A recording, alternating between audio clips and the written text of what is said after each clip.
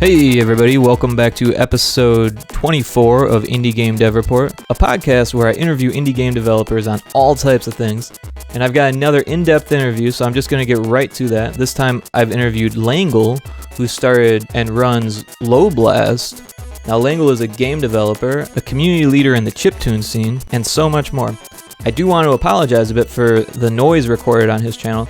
I did the best I could to fix things, but if you still hear it, just picture in your head that Langel's in some type of crazy electronics lab with a Tesla coil nearby, and his hair is just like standing on end. Now for this episode, I've actually reached out to him out of my own interest in his game, Guntner, and his chiptune community, Battle of the Bits.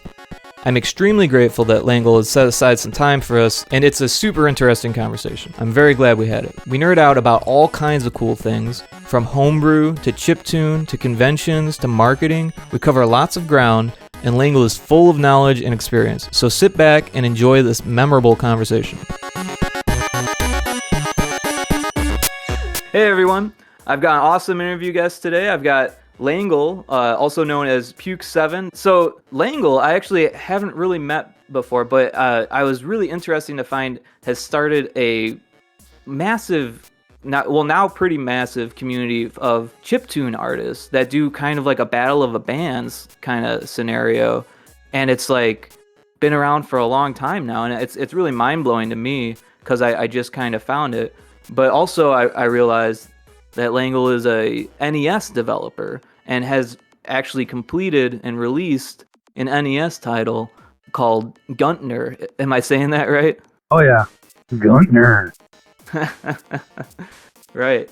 Cool. So first of all, do you want to just talk a little bit about your background and how you got into this whole scene and how this all worked out for you? To try and keep it somewhat brief. Sure. I'm a little older than you, I think. I was born in '78. Our first home computer was the Commodore VIC-20, which preceded the C64.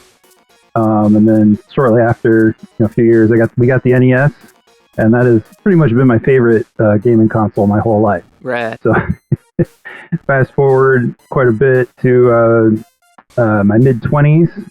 I had a good friend of mine hosting local events that were remix battles. You would literally go to a diner called the Fleetwood, meet a common friend there, get your sample CD, go home for 48 hours, come back to a party on Saturday or Sunday night, and we would play these remixes back on loudspeakers.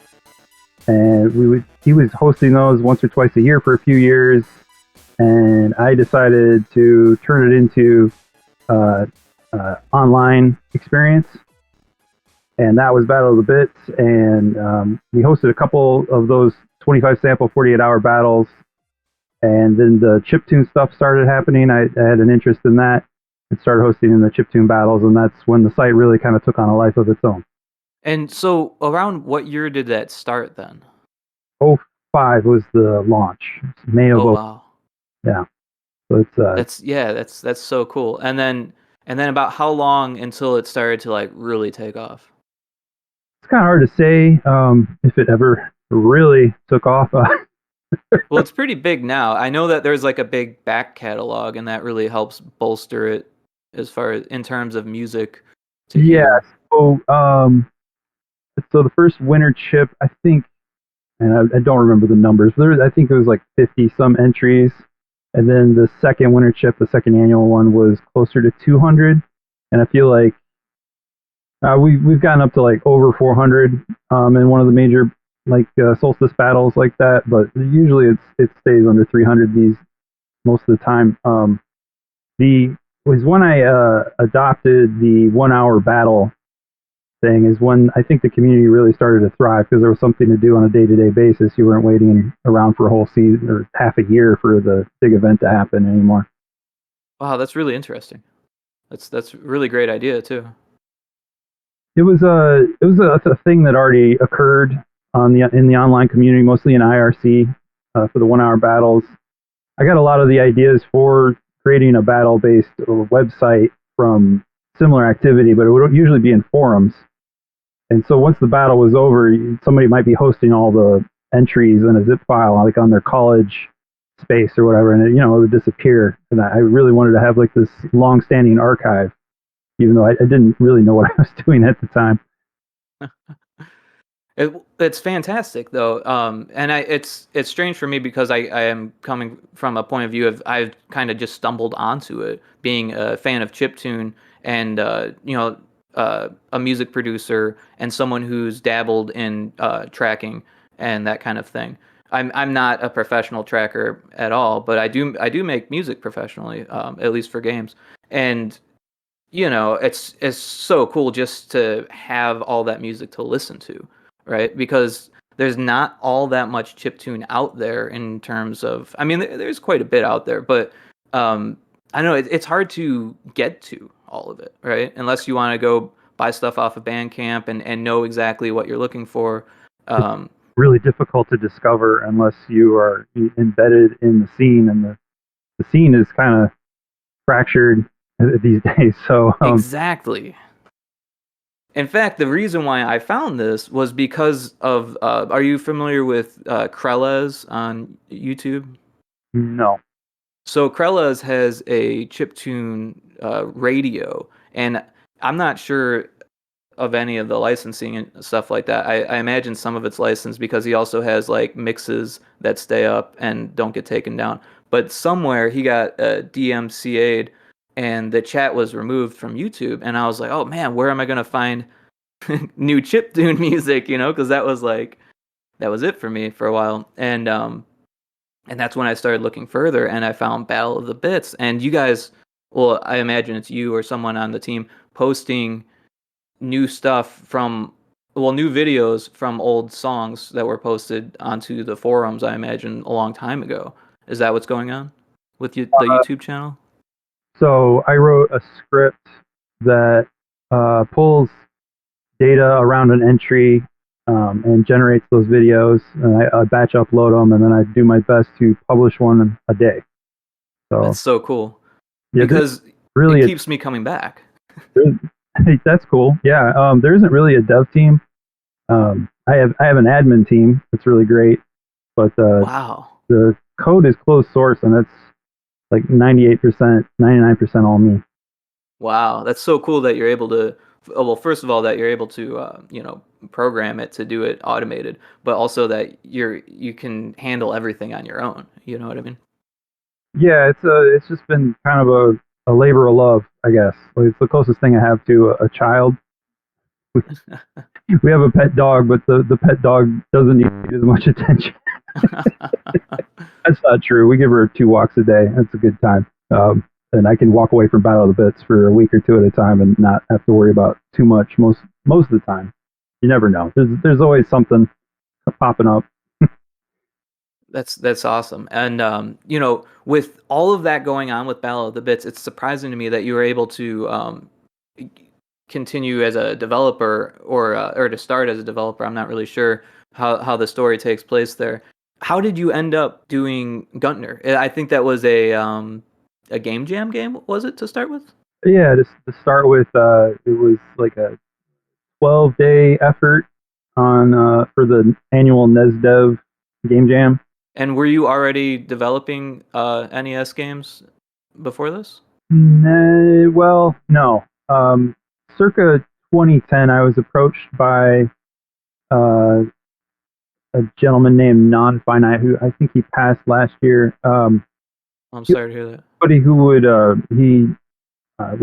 mod Game Boys and sell licensed LSDJ cards, because back then LSDJ wasn't free. Right. And, he wanted me to make a native NES tracker, and he wanted to pay me for that, but I had no idea what I was doing, and I didn't know what developing like a pipeline was like, just making things easier for yourself. And Sure. I managed to get like the grid on the screen and scroll it, and I don't know, I was working jobs. I had 2 jobs at the time, and I was just like, I don't think I can do this unless you're willing to pay for me to just not have to work for like a whole year. Maybe And even then, you wouldn't be sure, right? Yeah. I got like a ball bouncing around the screen and making sound when it hit the edges, and Well, that's a huge achievement. I know because I'm just now getting my first toe in the water of Nest development, and it's not easy. No, no, it's insanely weird. Like so many things of just setting the machine up correctly so it can display anything is really is, there's a reason Yeah. game engines exist.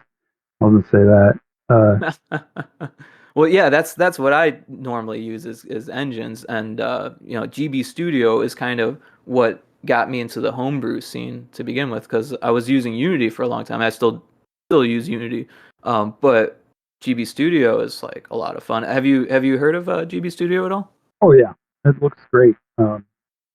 It's like on my backlog of things to muck around with and make a thing with. Well, that brings me to my original question actually, which was like, how did you even come up with the time to like start doing NES development with Battle of the Bits going on at the same time? Or was Uh, it one before the other? no, Battle of Bits was definitely first. Okay. I ran a blog back before WordPress was a thing, and I started adding PHP in line with my HTML so I could just make random suggestions to other articles pop up. And that was, Okay. I mean, I programmed a lot of BASIC and stuff when I was a kid. I did a little Turbo Pascal on DOS when I was in my teen years, but Wow. Okay. um, I made an announcement on that blog that I wanted to turn the local remix thing into a website, and this guy named Don Thacker came forward and started working on it a little bit. We had a falling out, and then I was like, you know what, I'm just gonna give this a go, and I bought a PHP book, and I just like by the seat of my pants was creating features as they were necessary. You know, I made the user login and registration system. Then okay, now we need like a way to communicate, slap together like a forum kind of thing, and then okay, now we need the samples. People need to upload samples. Figured that out. Okay, now we need to vote on the samples and then create the bit pack for all the samples actually going into the competition, and then submitting entries, voting on entries, and displaying the results and all that. And then I did all that in like a month or something. It was kind of wild. Yeah. So I was working at a book factory at that time, and I did some other projects. Me and my friends would make semi-feature length films like every other year or something, like 45-minute films. Wow. It's cool how you're so eclectic here. Just I just can't help myself. I'm always making a mess and trying to finish them. So let's see. I quit the book factory job because I didn't want to wind up miserable like a lot of my coworkers seem to be. That was my main motivation, and I managed to program this website that people were using. So I thought maybe I could like be a web developer for small businesses or something. And I knew nothing about marketing or what a small business would want. I got a few clients, but it wasn't great. I was living with my parents in their basement for a while, and then yeah, I delivered pizzas. I got a job at a radio station as the IT guy for a little while, and then I wound up being a bouncer at a bar for 3 years. Wow. This is all going somewhere. As a bouncer, I eventually started getting to do work day bar, and one of the regulars there was working for a startup. 6 months later, I had a job working with him. Got relocated to Austin, and this is when I actually learned how to write software. Was by being around other people writing software. Uh, Wow. That's really cool. I mean, I know I've worked with startups before, and sometimes it's just all who you happen to run into. yeah, yeah.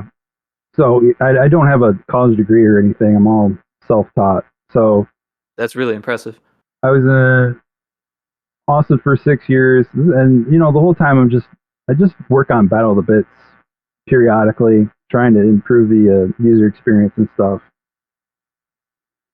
And I realized I hated that the startup life or just like working on other people's software because software is slow and hard and really you know uses a lot of brain power that you don't want to use when you get home. Um, so I moved back home and I started saving up money. And the reason I could do Guntner is because I was living off of savings. and I worked on it 6 months full time. About a year and a half after the original Game Jam game that came in dead last. Wow. But that's actually really quick in my eyes to do something like that. So I mean, obviously, working with the Game Jam had like you had your feet wet making an S game, but like at the same time, like that must have been a huge challenge for you to like make a finished game because that your first finished game of of that scope at least, right? Definitely. Yeah, it's because I mean, Guntner is not like a huge game, but it's an NES game. It's a big enough game that it's a game for sure. You know, um, When I started the project, as a joke, I was like, it's a 24 kilobyte NES game because that's the smallest size they commercially release games as. Uh, hmm 8K of graphics and 16K of programs. So, uh, like in the Kickstarter, I was kind of taking a jab at Micromages for being bloatware and using 40K. Uh, I met Julius forever ago, who programs for Morphcat through Battle of the Bits. He was a regular member in the really early days, and yeah. So I just after the Kickstarter, during the Kickstarter, I got a call from Megacat Studios who were interested in publishing it. And to be honest, when I started the whole thing, I just wanted to learn how to make PCBs. The game wasn't really like my goal. Wow. That's so interesting to me. To make 100, I'll sell 100 of these things to like friends and family, whatever, and I'll get paid for the time it takes me to learn how to make a PCB. That was my primary goal. Wow. I have this publisher reach out to me, and I'm like, whoa, what does this mean? How many copies could I sell? And I probably got a little romantic and disillusioned with how much I could sell. But Oh, a publisher reaching out to you. Yeah. yeah, which is all fine and good because Yeah. Were they a good publisher experience? yeah, I think so. They managed to get Midwest Gaming Classic in Milwaukee. I don't know if they managed to. The convention was looking for like license or games they could slap their logo on and make them special editions or whatever. So they bought. It was really. They also were a little disillusioned. They Oh. 8 titles, 200 copies of each title, and they were going to sell them all. I think is what their thinking was, which is even if you have 20,000 people at your convention selling 1,600 homebrew games, sounds a little wild to me. But anyways, so but I got the royalties out of that, and that was a nice check. And they've sold several copies, but I also self-published, and I've got like 70 boxes left out of a run of 500, so that's pretty cool. Cool. So you still have copies that you're still trying to get rid of then? Is that the case? Yeah, I do.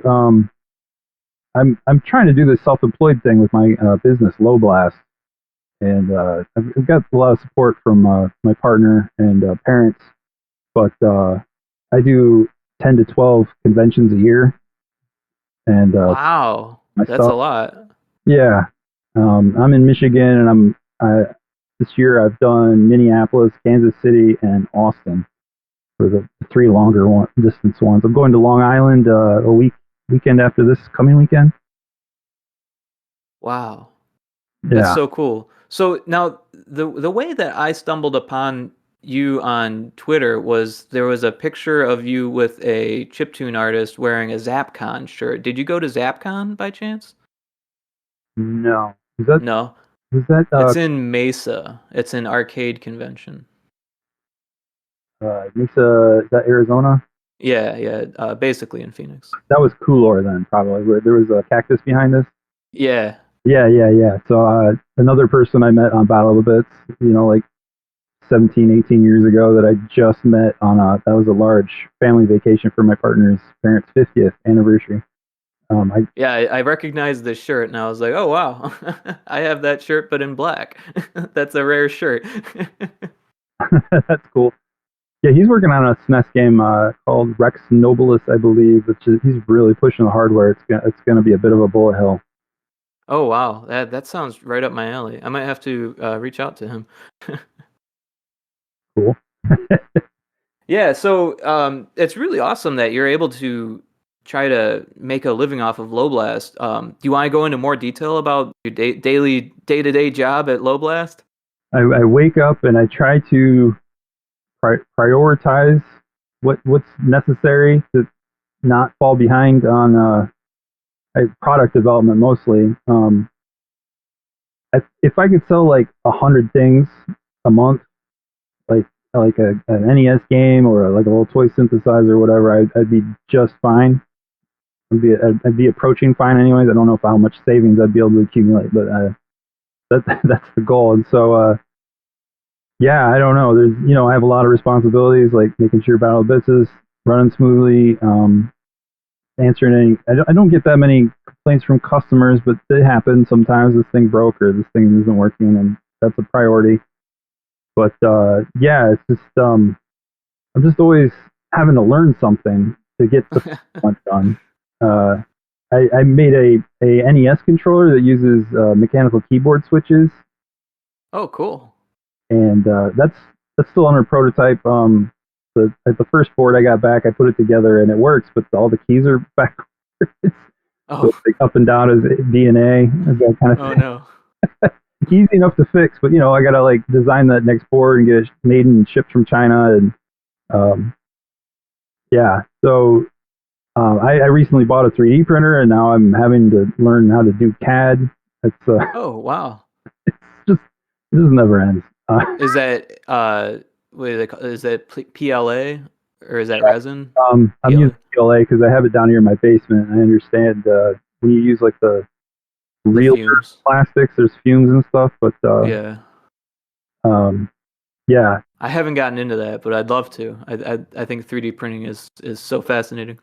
I made a little toy synthesizer called the Bleepler, and it's pretty much just like all the parts are mounted directly on the PCB, and I put little rubber feet on the bottom of it and called it a day. And then that buddy of mine was like, "You should have a case," and I have a 3D printer, so he figured out how to do that, and he shipped me a lot of cases, and then there was a sale on the bamboo line, and he said, "Hey, sale," and I'm like, "Oh yeah, I just had a Kickstarter for these Bleeplers. I can afford one." And I was pretty reluctant about it because, again, like having to learn another thing and have another thing to take care of, Troubleshoot. yeah, all that. But it's so far has been very painless. It does all the bed leveling itself, and I don't know. I don't know much about it. That's so cool. Do you want to talk some more about the Bleepler? Sure. How did you come about the idea of the Bleepler? I mean, it's pretty cool, but yeah, that's also kind of strange, right? Yeah. So back to the world of chiptune. So I probably made my first chiptune using Impulse Tracker in like '98. Time goes on. Blipfest happens. I can't remember what year that was, like '06 maybe, early '06, the first Blipfest. And Okay. I'd never really thought. I guess I tried to like get to play at like some friends' parties and stuff, doing a solo act. I played in a band forever, but well, one thing I noticed at Blipfest is everybody is playing hardware, and I'm like, well, what would I do? Like, I don't. At that time, I had no clue how I would like bring an NES and play my music back on an NES later. So I knew how to program the VIC-20, and that's probably the first time I really taught myself assembly language. So Okay. what I did, that thing has the Atari paddle support. So I basically turned the two paddles into instruments. So you turn the knob, it changes the pitch. Push the button, it turns it on. And the Bleepler is like a 20-year later distillation of that into a self-contained product, I guess. That's so cool. So the idea came a long time before the actual product then. Yeah, I was. Funny thing about LoBlast, like I said, like the Guntner thing, I just want to learn to make a PCB. My vision was always doing audio stuff, so like yeah, Eurorack modules and like DSTs.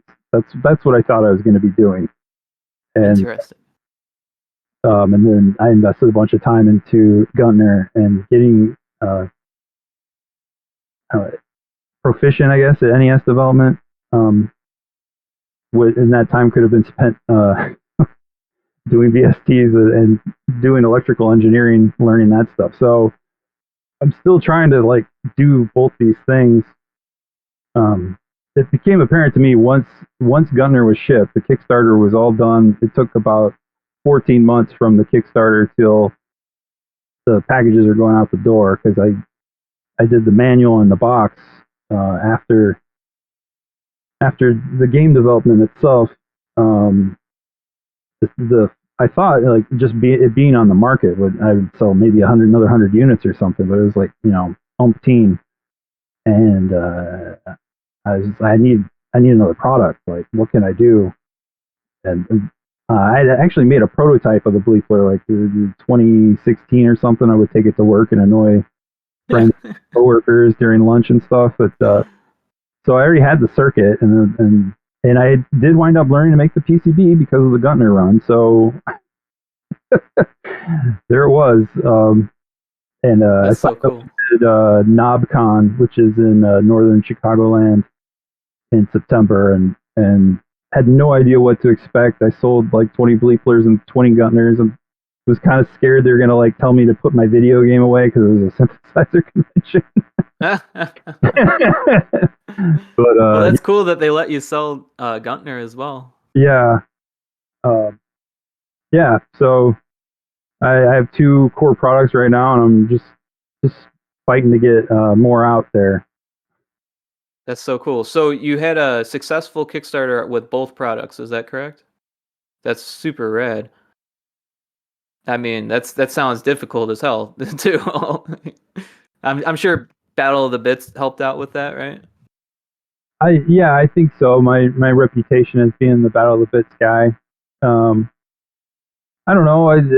Social media is a big to do with that kind of thing. I don't know. I've been accumulating Facebook quote friends for since '07 or whatever. So. Sure, sure. That's really cool though that you've well, first of all, that you're able to use Facebook and do something with it because that's really difficult. But that you're able to like leverage your community in a way that you can bring a product to life that can affect everyone. And well, two products now.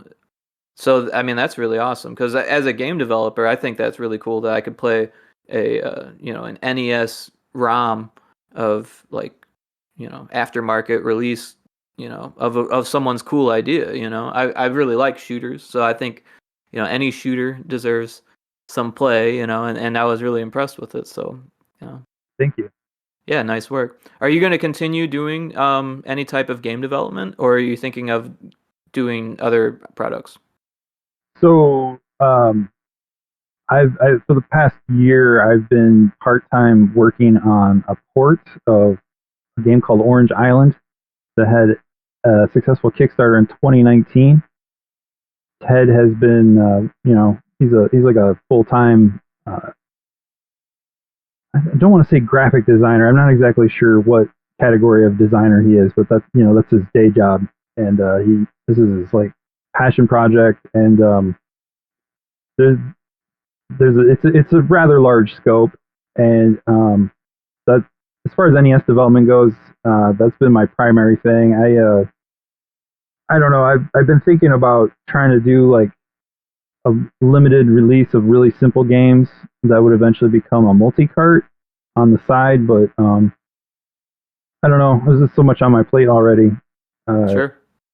So I'm trying to finish this controller. I'm hoping some people will buy that because it's mechanical keyboard switches. I think that'll have a little draw. And then I'm also trying to get this NES triangle Eurorack module done. Oh, interesting. Yeah, I got the waveform right. I'm just I got to figure out the 1 volt per octave thing, which is if you're doing an oscillator, it has to have that feature, or nobody wants to use it. So. Okay, yeah. I don't own any Eurorack stuff. I always love watching videos of people using that stuff. Like, um, I have some friends that have dabbled. No huge systems or anything like that, but that stuff is so cool to me.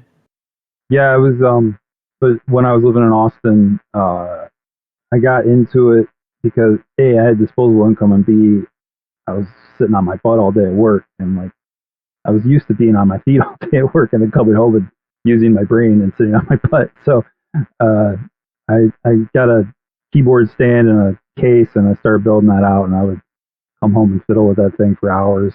It was kind of nice. Nice, yeah. And then with the Bleepler, not to jump around here, but are you going to continue producing that product after the units for the Kickstarter are made and distributed?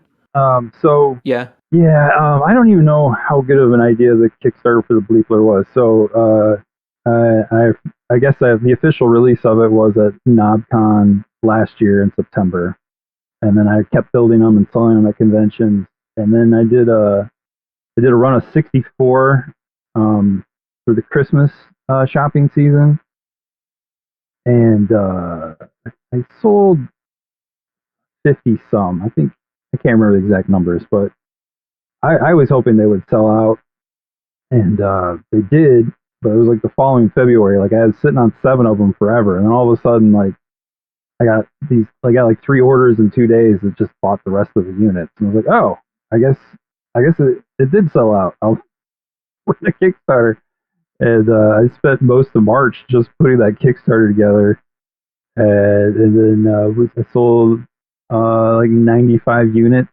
which kind of just paid for the time it took me to put the thing together. Yeah, I've never done a Kickstarter, but it sounds like it's a job in itself. Yeah, but it's all working out, and I've I still have like a few more parts I'm waiting on to really start building them and shipping. But yeah, I use that money to buy the 3D printer so I can print the cases myself, and yeah, so like I don't know, maybe I should have just told my friend, no, that's cool, you can just I'll keep buying them from you. But now I'll be able to make like enclosures for these NES controllers and other things in the future. So, and also maybe I can figure out how to advertise locally and do prints for local people to make some money back that way. I don't know. I just someday I hope that the learning slows down and I feel like I know what I'm doing and there's like an actual rhythm to it. I mean, it could be that, you enjoy learning. I know that I'm that way. And if I don't learn something new, I tend to just find something new eventually. And that's how GB Studio hit me. I was just like, kind of needed something new, I guess. Yeah, yeah. But do you have any ideas on like iterations for the Bleepler? Like, for instance, when I was seeing it, I was like, man, this is really cool, but I wish it would have a, like a an output to Yeah, hook it into like a device or something. that seems to be everyone's primary feature request. So I've definitely considered developing. I guess I would call it like the Bleepler Pro. There you go. I don't know, but so it's it's the most basic circuit I could muster, and it operates at 9 volts. And also, like something I learned very recently is that you're not supposed to drive a speaker directly with the 555 timer chip, which is what's providing the square wave, the oscillation. They're not designed to do that, and I somehow have magically, because of the 9 volts, it works most of the time. So like I don't know, I get like maybe 1 in 15.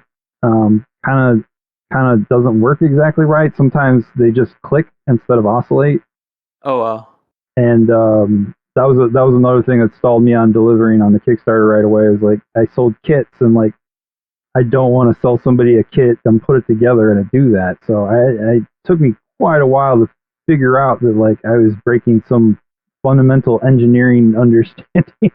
That's So that's crazy. I was looking at the kit. It looked like that was like I was like, well, if I'm gonna do it, I'm gonna get the kit, and I'm like, well, no, I'm gonna have to learn something new. yeah, So I didn't end up doing it, unfortunately. it's I mean, if you have a soldering iron and you've done a kit before, there's harder kits for sure. But I don't. I would have to I would have to find my soldering iron, which I don't know where it's at. yeah, so I just I'm stress testing them now. I dropped the voltage, down to like 7.5 volts, and then I raise it up to like 11.5. And if it still functions just fine after that, then it's a keeper. And those are the ones that you're building off of. And like for most of them, after you do that stress test, they still function nominally, just not what the Bleefler standard is. So, and the reason I'm bringing all this up is you're asking about the add an output jack. So, you obviously can't run 9 volts into a mixer. You're just gonna blow out the channel. Yeah. I think I have 2 mixers in my basement here that I play around with, and there's 3 busted channels between them from you actually hooking my Euro rack up to it too hot. Oh wow. So it is a thing. Have you heard it? The channel blow? One of them I did. It just kind of like got kind of noise. It didn't produce noise, but the signal like broke down and was kind of like brittle and fuzzy until it stopped altogether. I mean, if I really wanted to take them apart and fix them, maybe I could replace an op amp or something on the channel. I don't know. Man, one time, this is a total side story, but one time I was DJing a gig, and it was after I was playing. I was in the sound booth with the sound guy. I was friends with him, and a channel blew, and it went through the PA, and it made this ear piercing sound. It was terrible. Oh, like a shrill, high pitched sound. Yeah. Yeah. Through the PA, like everyone in the bar heard it. It was the worst. Sorry, I just had to tell that story, get it off my chest. Yeah, no. Yeah, there's microphone feedback, and then there's like electronics feedback, and I don't think either one can be worse. They're both awful. I think electronics feedback can be cool if you can EQ it, but usually it's not happening because you're doing experimental noise. Right. It's not every day you hear a channel blow either. Oh, no, it's expensive. You don't like do that for fun. Well, this mixer that had that already had 2 channels that we couldn't use because they had already blown. Oh man, that sounds like a cheap mixer. Yeah, I think it was a cheap old mixer is what it was. It's been challenged. It's been through a lot. Yeah. So I could see that making a new version would have like a lot of like learning curves to it. So I totally understand why you would like hold off before you say like, oh, I'm definitely doing it, or like anything like that. But yeah, I could see how that would be a huge learning process in general. I think my biggest beef with the concept is I'm really attached to the form factor that it has. Yeah. And the way it feels in my hands. And so it's like, do I just like remove the speaker altogether? And then there's like a lot of space for jacks and stuff, or I don't know. I don't know. There's a lot of options for that kind of. I hear you. I mean, you could do so much with that. But Yeah. I really think it's important that you stick with what you're passionate about too. I mean, it's cool to like listen to the community and give people what they want and stuff, but you got to make sure that you have that drive. Right. And like, do I put like a 1/4-inch instrument cable and a headphone jack? And then if you have a headphone jack, you're probably going to need like some kind of volume knob, right? Like, so It's endless. Yeah, it's like I feel like I should make like 5 or 6 different variations, put them together, play with them, maybe share them with some friends and see what they think and get some feedback. But my plate's full, so Right. I'd also like to make a noise version that uses linear feedback shift registers, which is how like old video game noise channels usually work, like the different pitches of the NES noise. It's a static pattern, but it's long enough that you can't recognize it. Right. So you can change the pitch of it. True white noise is it's like all frequencies present at once. And somehow that sounds like noise. And that's why it's so hard to emulate the NES noise channel in like a DAW. Yeah. It's a specific type of signal. Yeah, you're almost better off with a sample of an NES noise channel. I would plug sounds if you're looking for like chiptune DSTs.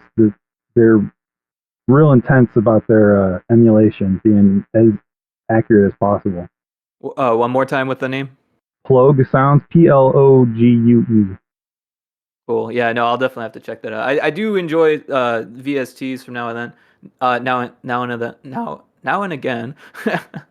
But I don't like to pay for things, right? So, Yeah, I hear that. I don't know. Like if you just look for NES VST, yeah. there is a lot of free ones for sure. But I don't have one off the top of my head that I would say, yeah, that one sounds good. There was that one Yeah. way back in the day called like Peach or something, and it was literally just samples from video games looped, and some of them weren't C based. Oh, yeah. That's one way to do it, but yeah. Yeah, I think Peach was the melodic one, and Toad was the percussion one. It was just samples of video games. It's kind of cute.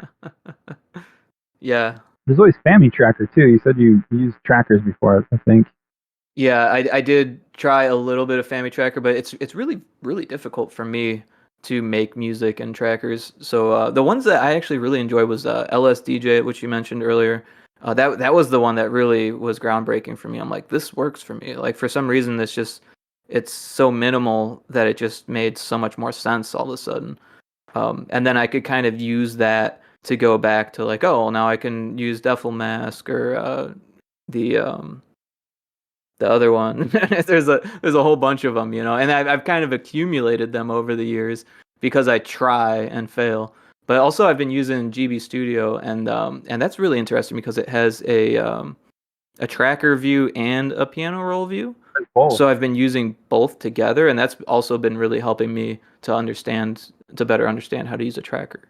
Yeah, trackers are. I mean, that's they're my bread and butter. Like I do most of my hi-fi, non-chiptune music, whatever, in Renoise, which is a tracker, but they call it a vertical sequencer. Interesting. Um, but they're all got their own quirks, but they kind of all work the same. It's really hard sometimes to like learn a new one. Some of them are really really weird for sure. Oh, I can imagine, and then when you're talking about doing something that actually fits onto hardware, then there's all these limitations and stuff like that, right? Yeah. Um, yeah. For example, the Orange Island game has a 52 track soundtrack. It's all in one Family Tracker file. Wow. And there's like I think 5 or 6 different composers. Um, one of them is Soyo Oka, who did the Super Nintendo SimCity, and I think she And I did love those tracks. Mario Kart also, the original one. Uh, but anyways, they between all these tracks and all these different composers, they're using almost all the features of Family Tracker, and the reality there is that that's going to interrupt gameplay at some point. Like there's some Oh point yeah. in the way the game not the playback routine works where it does like so much stuff getting ready to play the next pattern that it can use like a whole third of the CPU in a frame, which like can be devastating to gameplay. You're gonna get a glitch probably, like a jumbled frame or something. So uh, yeah, I've been working on my own conversion tool and trying to I don't know how much detail you want, but trying to batch songs that use certain features and then like generate play routines that only need to bother with those features so that that kind of thing doesn't happen. Yeah, I mean, I love details. I mean, but I am kind of a layman when it comes to Nestev, unfortunately. For the most part, you just there's a I don't know how many play routines that are out there, but like I think there's 6 of them that operate off of Family Tracker files. So you decide on which engine you want to use because of whatever quality it has. Some of them are just old and people don't use them anymore because there's so few feature support. But yeah, and then you tell your musician, hey, these are what you can use, and then they operate within those confines. So just being handed this gigantic soundtrack where there's no bounds, like, oh, all right, yeah, okay. Yeah, no, I could see that. When you did Guntner, were you aware of the limitations of the audio engine that you were using, or did you by chance write your own audio engine, or how did that all work out with Guntner? So because of my 24K ceiling, using Famitone or one of these libraries was just not an option. Um, so the vast majority of the music on Guntner is procedurally generated. Oh wow! Yeah, So you wrote your own audio engine then? yeah, I did. It handles procedurally generating. There's only like 3 or 4 songs I think in the whole game, and then there's like I don't know 10 sound effects or something. So it handles starting the song and layering the sound effects on top. I believe, yeah, the bass line for the boss fight is the only thing that's actually sequence data. Wow. So was that difficult for you to comprehend as a first-time NES dev then? Uh, Or I guess you had done the Game Jam version, but yeah, the game, yeah. Well, the original Game Jam version didn't have any sound, oh, okay, yeah. and they were like, you can, if you want to just tidy it up a bit before release, which is still hasn't happened, but the idea behind that Game Jam is that everybody who participates gets a multi cart with all the games on it. And Oh, that would have been cool. it's still in the works. They're still working on it. I think it just got set behind because there was like a chip shortage during the pandemic or whatever. Oh, That made it so now they're behind, and then like I think some people aren't as into making carts as they used to be, so they're still trying to figure out who's going to do that. I don't know. They're like 3 years behind on that, but they haven't given up, which is really cool. the big undertaking, you know. Yeah. So the audio on the NES is a little weird. I was trying to use like some of the built-in features, like it has uh, built-in audio envelopes. So you tell it to play the sound, and automatically the volume will decrease over time. You don't have to tell it to. But Hmm. this is a very limited number of numbers that actually work, and the different amount of time it takes for them to fade out. If you try to start at a volume that isn't full volume, it'll end early like you would think it would, but then it makes a noise when it turns off, which I what? So Yeah. you can't do that. So I eventually had to wind up making volume envelopes and software to run those on the channels, which was better off anyways. Linear fade outs aren't always what you want. Sometimes you want that really sharp decay, like an exponential decay. Sounds nicer. Hmm. So yeah, I don't know, but it's kind of cool though because I can use the random number generator to affect like the sound of the player's attack. So it's using hardware envelopes to sweep down the sound, which is really nice because it's like not based on the 60 frame per second rate, but starting at a different pitch really gives it more life. The same thing with like hi hats. It's easy to like vary the pitch of the hi hats by like 4 different values using random number generation. So how did you handle the RNG? It's probably really complicated, I imagine.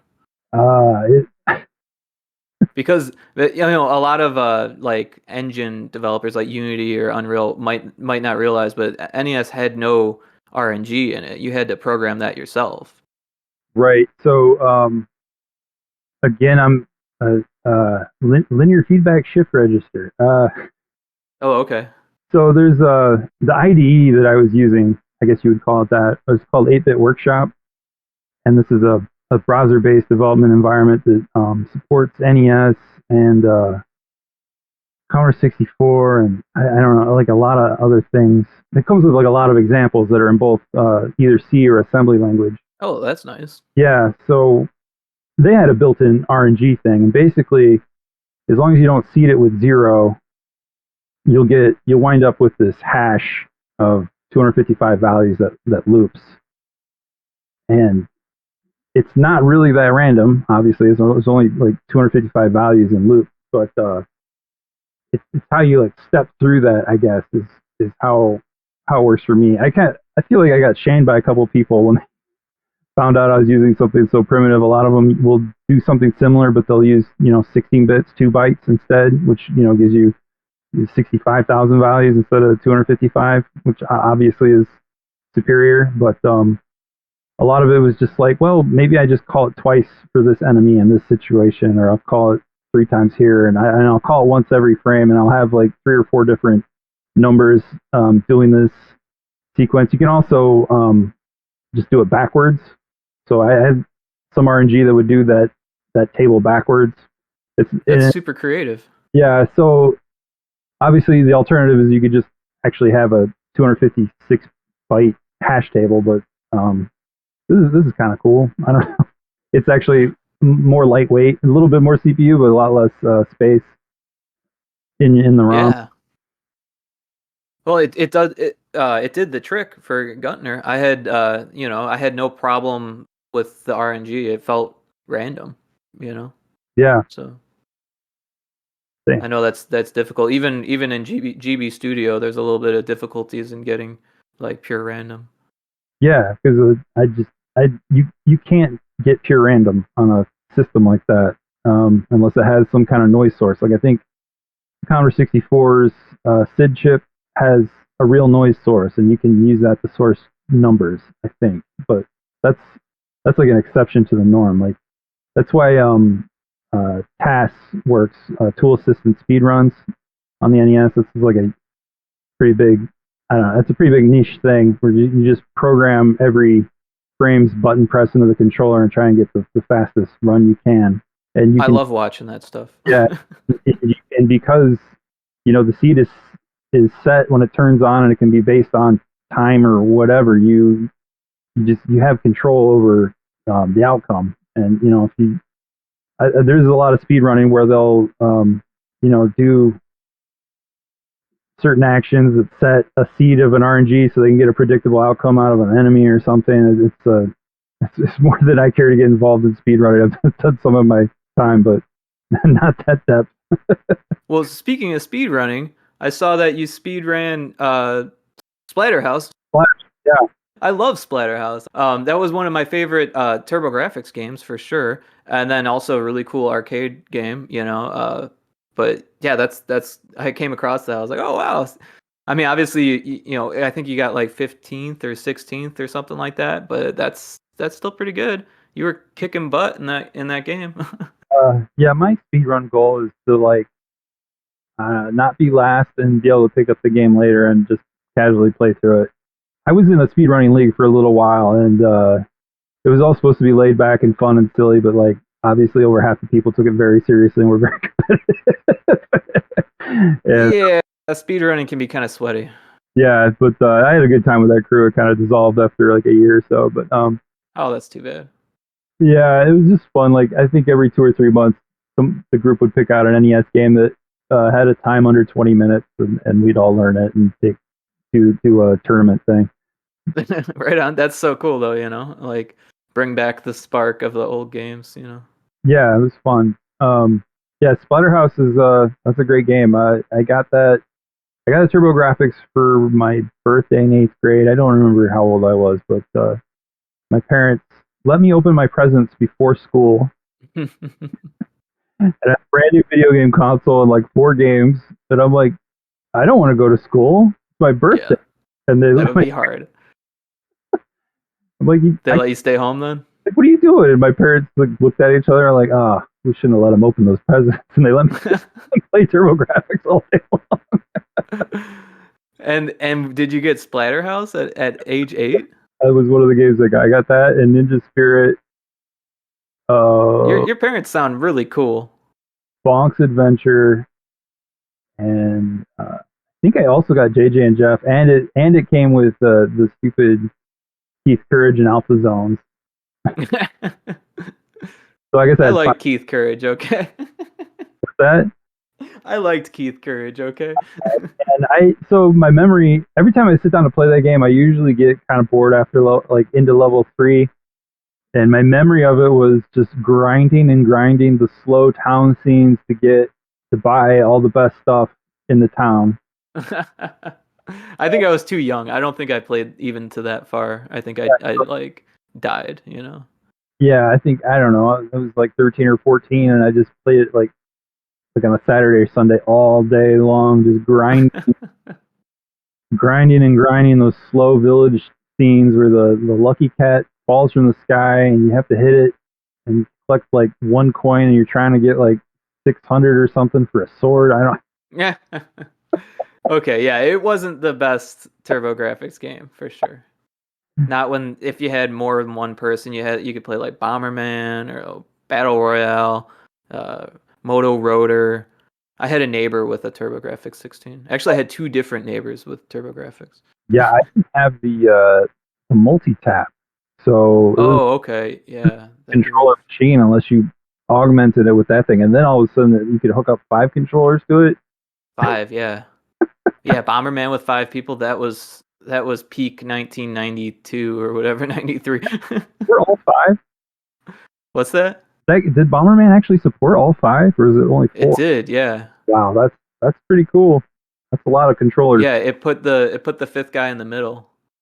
That's cool. Yeah, I was impressed. You couldn't change colors, I don't think. I can't remember what the 5th color was. I never experienced 2-player TurboGrafx. Wow. Yeah. No. Well, you probably had Military Madness, right? No, I'd never had them. That was probably the best single player game. Okay. One of them. I don't know. Splatterhouse was like really good. I love Splatterhouse. I love Ninja Spirit. Those 2 are my favorites.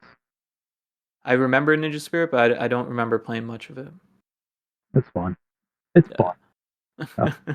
Play Blazing Lasers, but that was kind of a more recent acquisition. That's by Pyle, who made Guntner on NES, which is another favorite shooter of mine. Okay, so is this aftermarket then? No, these are. Oh, I like the name sounds vaguely familiar, but I don't know the game.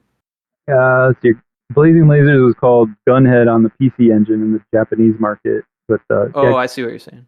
Gunhead was like a 1992 NES release, so it's like one of those late releases that are worth a lot of money because they didn't make very many of them, and the Super Nintendo was already out.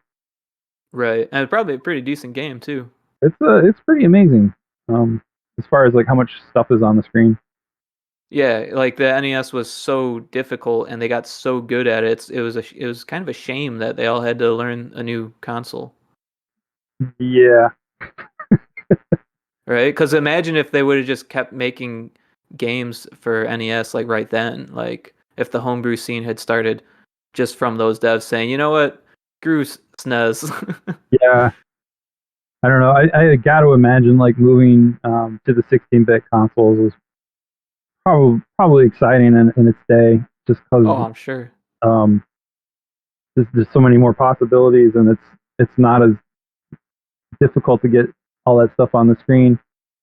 My beef is more like the move into the 3D era. Oh, I was a big fan of the early 3D, to be honest. I don't know, like I wasn't really playing video games by that time. I think 3D started hitting like when I was like 17 or 18, and I wasn't as interested in video games, and I just thought they just I saw sprite graphics just getting better and better like my whole life, from like I felt that. In late 70s like Space Invaders to like PC CGA graphics with only 4 colors and whatnot, and they just got so beautiful, especially in the 16-bit era, and and then all of a sudden like, oh, we just like took a huge step back so we can move in another dimension. Great. Yeah, and all the good 32-bit pixel art games are for these really expensive systems. Yeah, the Neo Geo, yeah. Or the 3DO or the Jaguar. Like things that I wanted to have, but I saved up my money and got an N64 instead. And I was probably 11, I want to say. So not quite 10 years younger than you, but around there. I don't know, it's weird. Like the 3D stuff, it looked good, but at the same time it didn't look great. You know what I mean?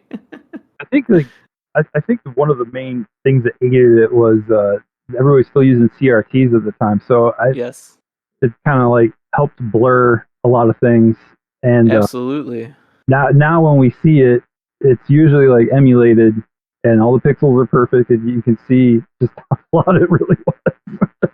Yeah. But as an artist, I really like seeing all the pixels now because like I always wondered how you would draw that stuff and then seeing it through the blurred CRT made it really hard to decipher where the edges were. Uh-huh.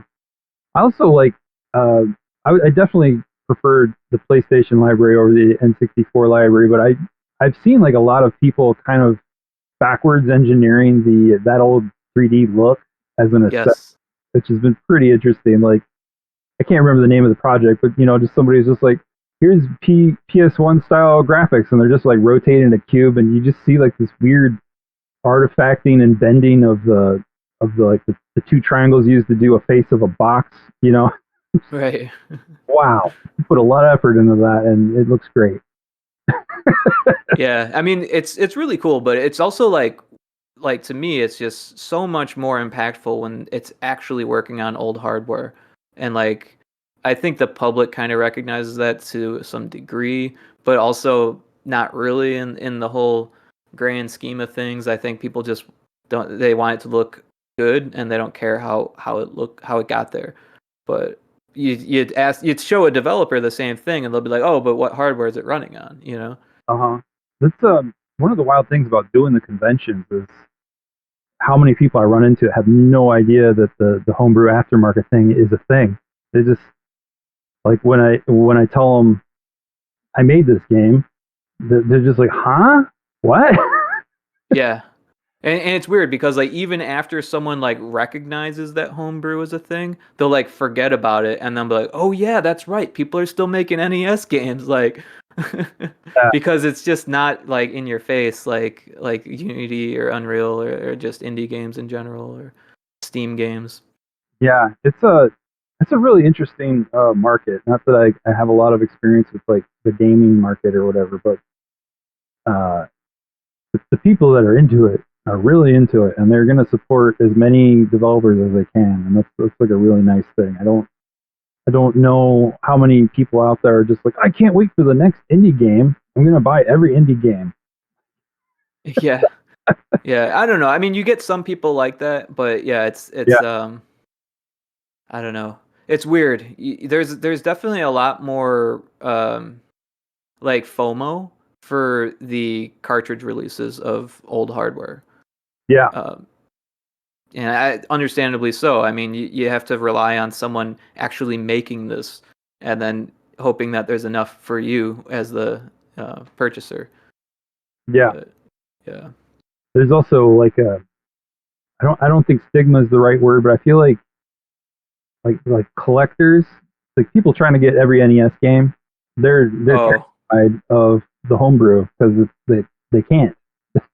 yeah, but that's a ridiculous fear. I mean, these are the same people that are like, "Oh, I'm gonna sell my collection for millions one day." It's like, you're just collecting this for money then? Like, well, yeah, that's why I don't take it out of the box. It's like I don't know. Like, people have different viewpoints on how things should be collected or that kind of thing. So if you ask me, I think it's awesome that people are collecting new stuff and old stuff either way, but the prices are insane. So like obviously it's done something to the market to just really mess it up. I mean, when I was a kid, I would do garage sale shopping, and I got boxes of Atari 2600 games. And it was crazy because you would get the whole box with the console, all the peripherals, all their games, and they'd be like $5. And every house that had this would say the same thing. And Yeah, so I'd end up with these boxes and boxes, all for like $5 each. And now that stuff would be worth probably money because there's so much of it. But I don't know. Atari 2600 doesn't go for as much as NES or anything with a box or anything like that. But six switch with the wood paneling goes for like $100 these yeah, days. I mean, $100 ain't nothing. You know what I mean? There's probably going to be a handful of games in there that are worth 10. Yeah, yeah, for sure. But Uh, if it was like NES, I mean, it's crazy. Dragon Warrior was a game that everyone had. It was worth 99 cents at Funko and now it's like you could probably sell it and make money off of it if you have the box. You know what I mean? yeah, uh, a guy I know who I run into at the Midwest Gaming Classic in Milwaukee. He's collected over 1,000 loose Dragon Warrior cartridges. I believe it. There was so many. It was a game that everyone had, even if they didn't want it. I think my cousin gave me mine. Yeah, I came home from school one day and my mom's like, "You got a game in the mail?" And I'm like, "Huh?" Because they were giving them out for subscribing to Nintendo Power, and I had been subscribed since issue one. I actually have issue one of the Nintendo Fun Club newsletter. I That's got a, so cool. like summer '87, I believe. Um, yeah, and yeah, just what? I got a new game, and it came with a strategy guide. Like I didn't even really have to like figure much out about the game.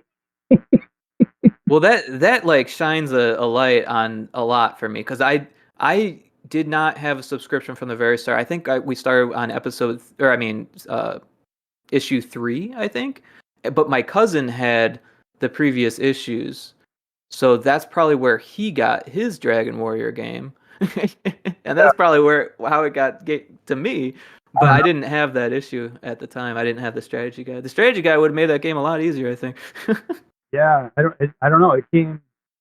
I guess it came with the renewed subscription or so. I don't exactly understand, but they shipped 5 million copies for free, thinking Wow. they sparked the RPG awakening in United States youth. Yeah, well, I think it saved Final Fantasy's asses, Squaresoft. Yeah, Final Fantasy was released not too shortly after that, and they did a giant strategy guide for that too that came with your Nintendo. And yeah, I played the hell out of both of those games. Never beat Final Fantasy. My I didn't either. I'd get to the last guy, and he would just kill me, and it took like 2 hours to get to him. I just got sick of it. I watched my brother beat him.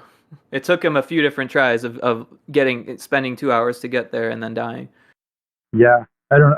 I think my party wasn't good either. I think I had two fighters, a white mage and a black mage, instead of like what they give you by default. And that I think, and like Keith Courage, I was grinding to buy everything. Oh gosh, the grind in Final Fantasy was terrible. Yeah, can't believe people beat the game in like an hour 20 now. It's just, ugh.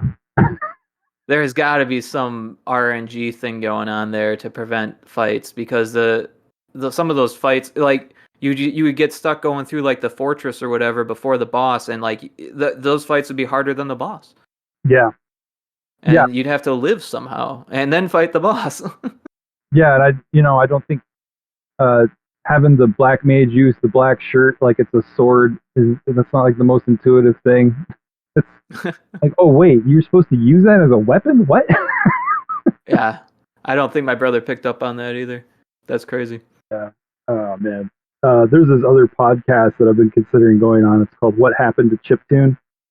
Oh, interesting. I don't know that one.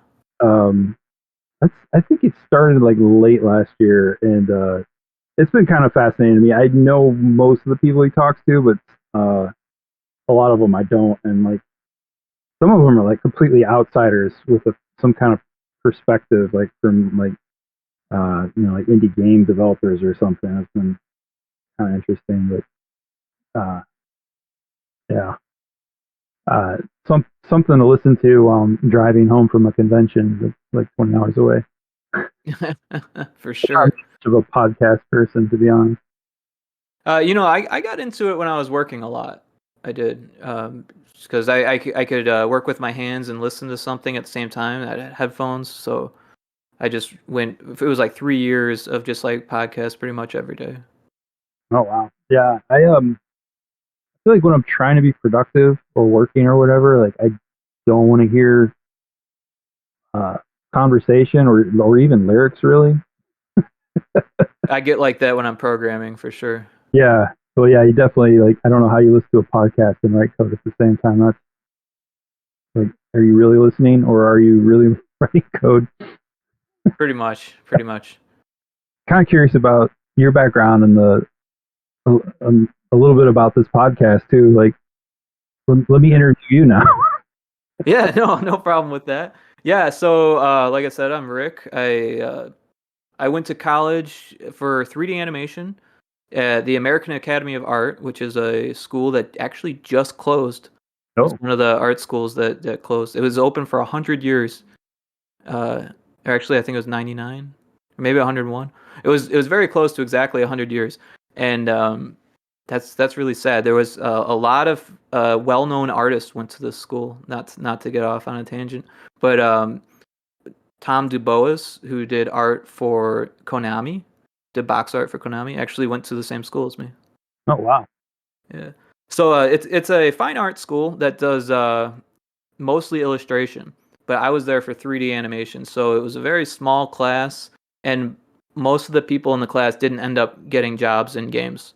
Only one other student in my class actually, he ended up becoming a concept artist for smaller indie studios. I think he did one AAA studio. I'm not sure though. Um, but yeah, so that's my background as a student, and then right after school, I graduated during the housing crisis, right? Yeah. So no one was hiring.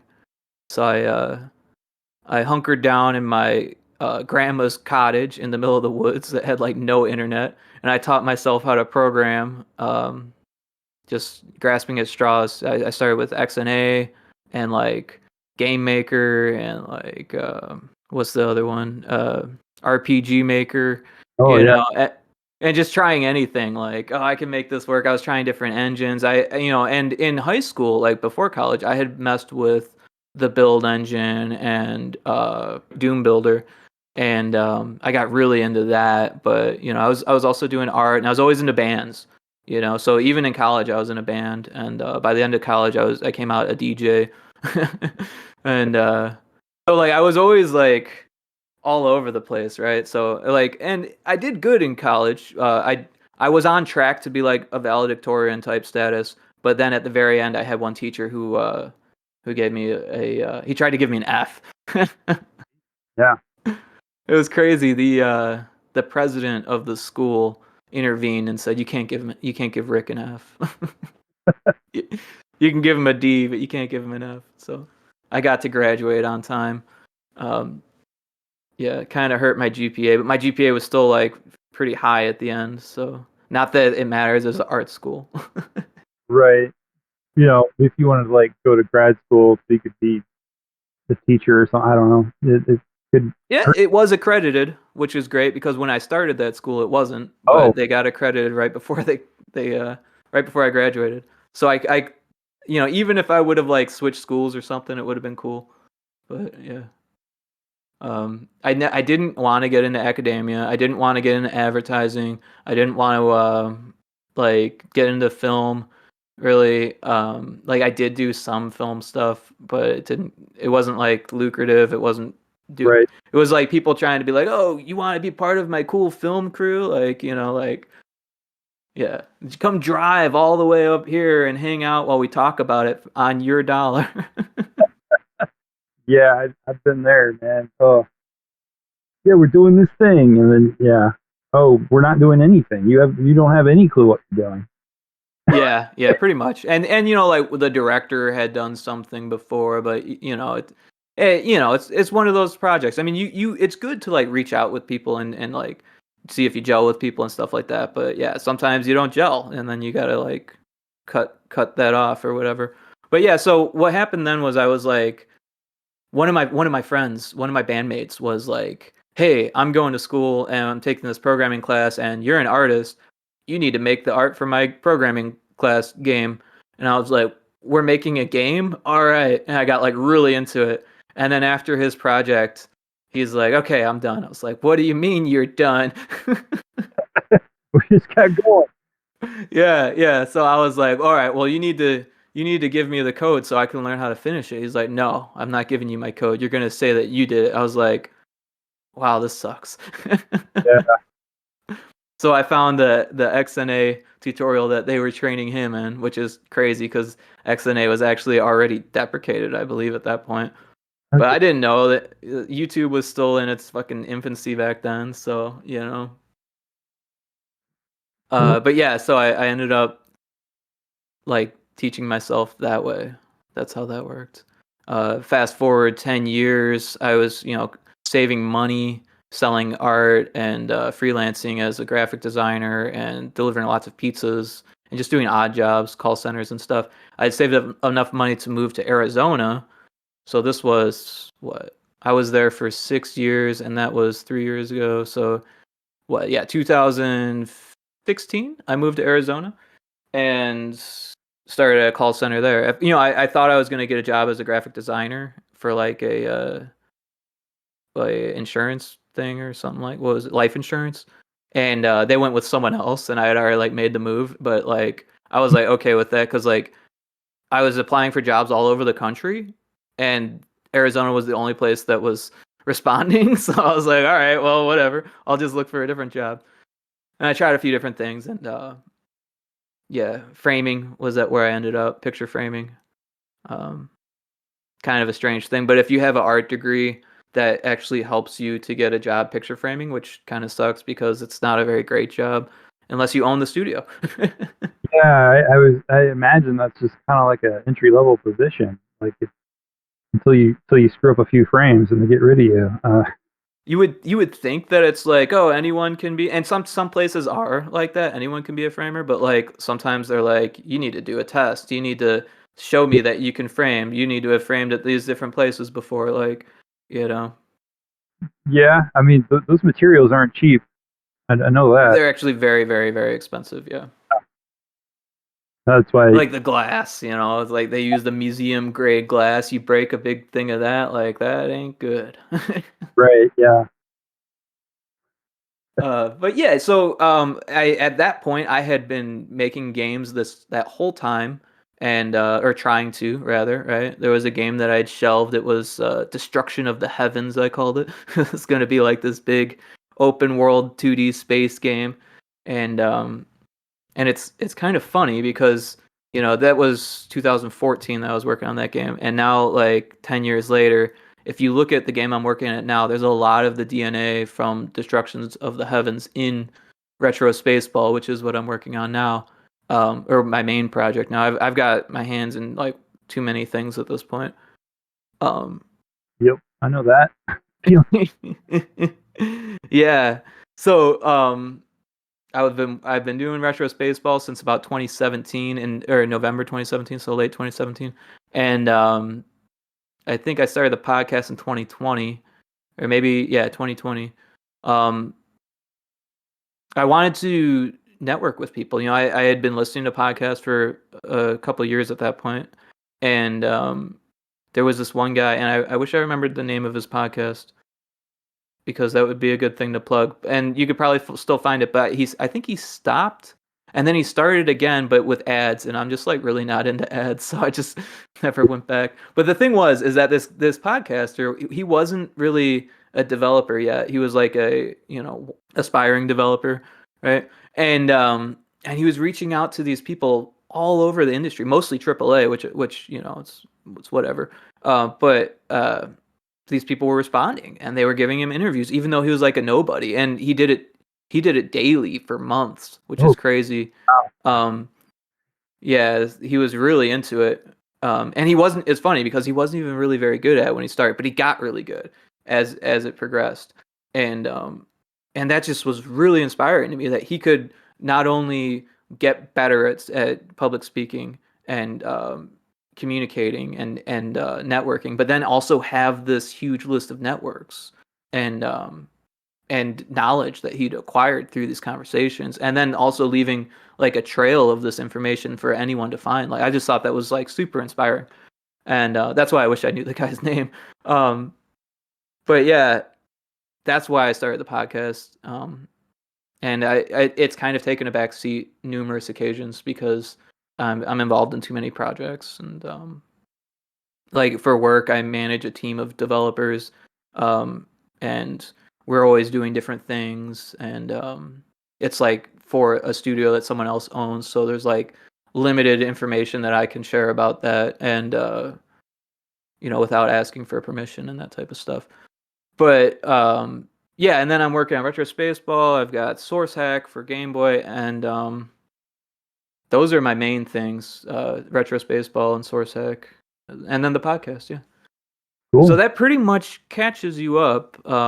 Yeah, I'm actually back in Chicago now. I moved from Arizona back to Chicago. It was a really crazy situation. A a neighbor had started a drug lab of some sort in a wall that was adjacent to me. So I was getting fumed out of my own condo.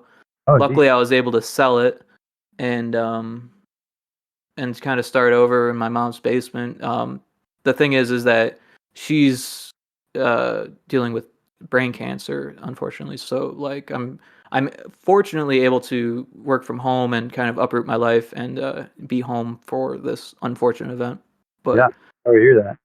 yeah, so I'm just trying to make everything work here. And then the game stuff, I just love games. You know, I was like you, I played the NES so much when I was young. I had like I said, the 2600. We also had a 5200 even before the NES. And that was like my first gaming experience was playing the 5200. Oh, Um, yeah, with my folks because they were big gamers. You know, they used to play at arcades when they were dating. oh wow. That's cool. Yeah, it's weird though because by the time that me and my brother got really into games, like my dad was the only one that would play with us even just a little bit, and then it wasn't long before he stopped really kind of playing too.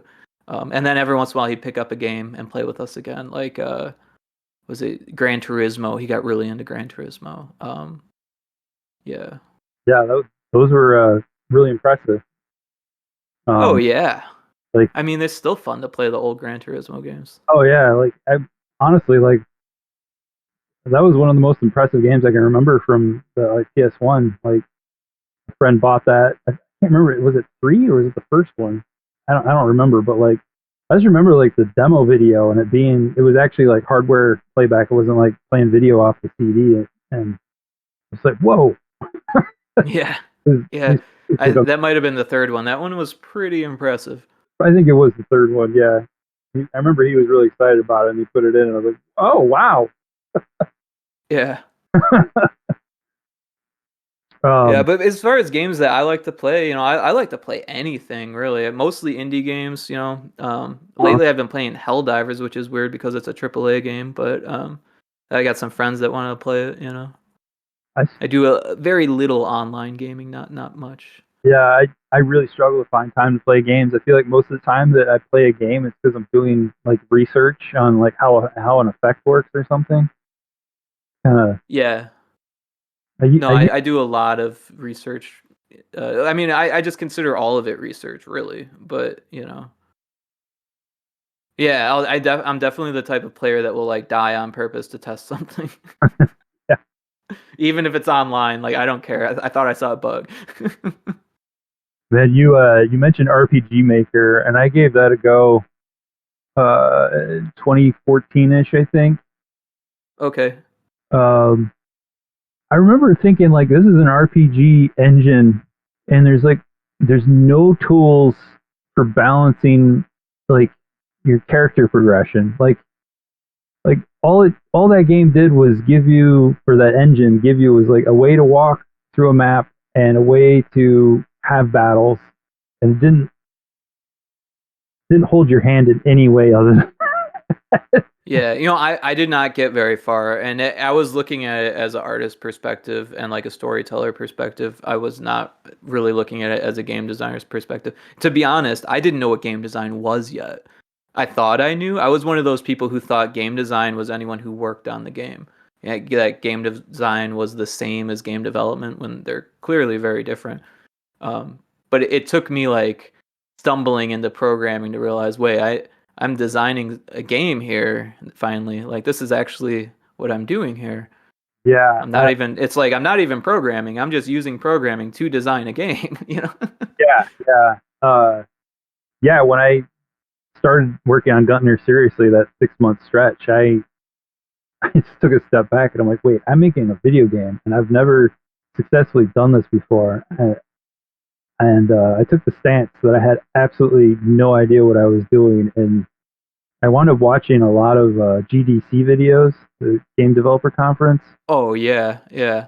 And I'd watched a lot of those before, but they're usually like postmortems on games that I was fans of or knew about or whatever, and just wanted to know more about them. But then I started like watching like just best practices or whatever.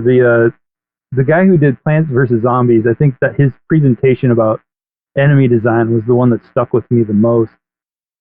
I know I've seen it, but I don't remember the talk off the top of my head. But I know I've seen it. I can picture the thumbnail in my head. Uh, he is kind of funny. He just had some like really simple core principles, like don't reskin an enemy. Like make every enemy appear and behave uniquely. Every enemy type, I guess I should say. And Yeah, no, I remember that. I remember he was saying that, and he had like sprites up from Super Mario Brothers, and he's like, "Well, okay, they reskinned these enemies, but they don't change behavior. It's just like a palette limitation thing that they had to do." Right, right. A little bit of backpedaling because of history, but Yeah, is with today's engines and stuff like that, if you can, then you try to use variety to your advantage. But yeah, with the NES, that can go out the window sometimes. yeah, yeah. And then just only other lesson that really stuck with me was asking around, and somebody showed me like what they call like a difficulty graph, where like it's just like a series of humps. So it Hmm. difficulty slowly goes up and then it drops back down. It's like a cooldown period, and then the next hump goes up a little higher, and you just keep doing that. And It's huge. yeah, it's funny like how fundamental it is, and even after playing hundreds of video games, it not sinking in, you know. Yeah. Well, if to further refine that image, right? There's a line above the because there's basically a sine wave that's kind of occurring that's going gradually upwards, right? Yeah, Uh, and either side of that, there's a boundary of like this is too difficult at the top and this is too easy and boring at the bottom. So it's right. wavering between being too difficult and too boring, but also becoming gradually more interesting. Yeah, It's not an easy thing to do, but that graph helps us to kind of visualize what should be going on. And the same is true for video game trailers or trailers of any nature for that matter. Uh, you kind of it's like almost an excitement curve, right? yeah, that makes sense. I hadn't really thought about it that way before, but yeah, yeah, I'm gonna try and remember that next time I'm doing a commercial. Yeah, yeah. That's I mean, it's the same kind of thing. Yeah, I got really into trailers. There's a really good GDC talk about trailers too. It was I think it was the one of the devs from Journey. Man, there's so many good GDC talks. There was we were talking about game design talks. There was one where it was a developer from Magic the Gathering, like the card game. Oh yeah, And it's funny because like as a video game designer, you'd be like, well, how much is that similar? You know, like how is that adjacent to video games? But it is. It's completely 100% the same freaking thing. yeah, And it was like an hour long talk too, so it was like just so much information. It's one of those where you have to like pause it and like screenshot it and put it in a folder because it's that good, you know? yeah. There was one about random number generation. I've watched that thing 3 times. Yeah, no, I've seen it too. Seen it too. And that guy, he had a name like Squirrel or something. It was, I think, is actually his last name. It's just so fascinating, and how it's obviously something he had a lot of passion about, and he's put a lot of time into it. And the way he would just fly through these concepts with, I don't know. There's something just very mesmerizing to me about that video. And like, I don't know, you just mangle numbers and you get a new number, and then you want it to be deterministic, so you just use these numbers and you mangle them this way, and you can always get the same answer and move forward that way, and that's great for world building. Okay, got it. Like I love having the ability to pause those videos, like Yep. because taking it like a math class is just like my brain can't do it. I try to be okay at math, but if I don't have a visualization, like I'm screwed. It's Um, funny because I found it. I think his GitHub account, but it didn't have the code examples he had in his slides, and I uh, actually copied what he had in C and used it in another game I'd made. What the hell was it called? It was a really funny time while working on Guntner because I was living off savings, so I was just trying to try all kinds of different things. I did a roguelike game jam, like one week make a roguelike. And I wrote the whole thing in C. Cave of Grell. wow. what it was called. Cave What of was Grell. it? Sorry. Cave of Grell. Grell is like, Oh, I downloaded it, but I didn't have a chance to play it last night because I went through your itch page and I was like, oh, I gotta play these games, and then I didn't. So I'm sorry. that's probably the only other one I would like recommend people try if they're want to get a taste of what I'm about as far as game making. But again, Oh, I did play. What was it? Santa Claus versus the Mechanical Elves. oh yeah, It was at Tick 80. yeah, that was a 1 day jam. That's crazy to me. So like, had you worked with Tick 80 before that? Yeah, that's by far my favorite. What do they call it? Fantasy console? Yeah, Yeah. I love playing around on that thing. Do you want to talk about Tick 80 some more? Because honestly, I don't know much about it except that I put a whole bunch of Tick 80 games on my Miu Mini to play, and they're fun. And I was like interested in it, but I'm like, I don't even know what language you use for Tick 80. Is that like a TRS 80 clone kind of thing, or is it a mix between the Vic and the TRS or something? I don't even know. It, you know what Pico 8 is? Yeah.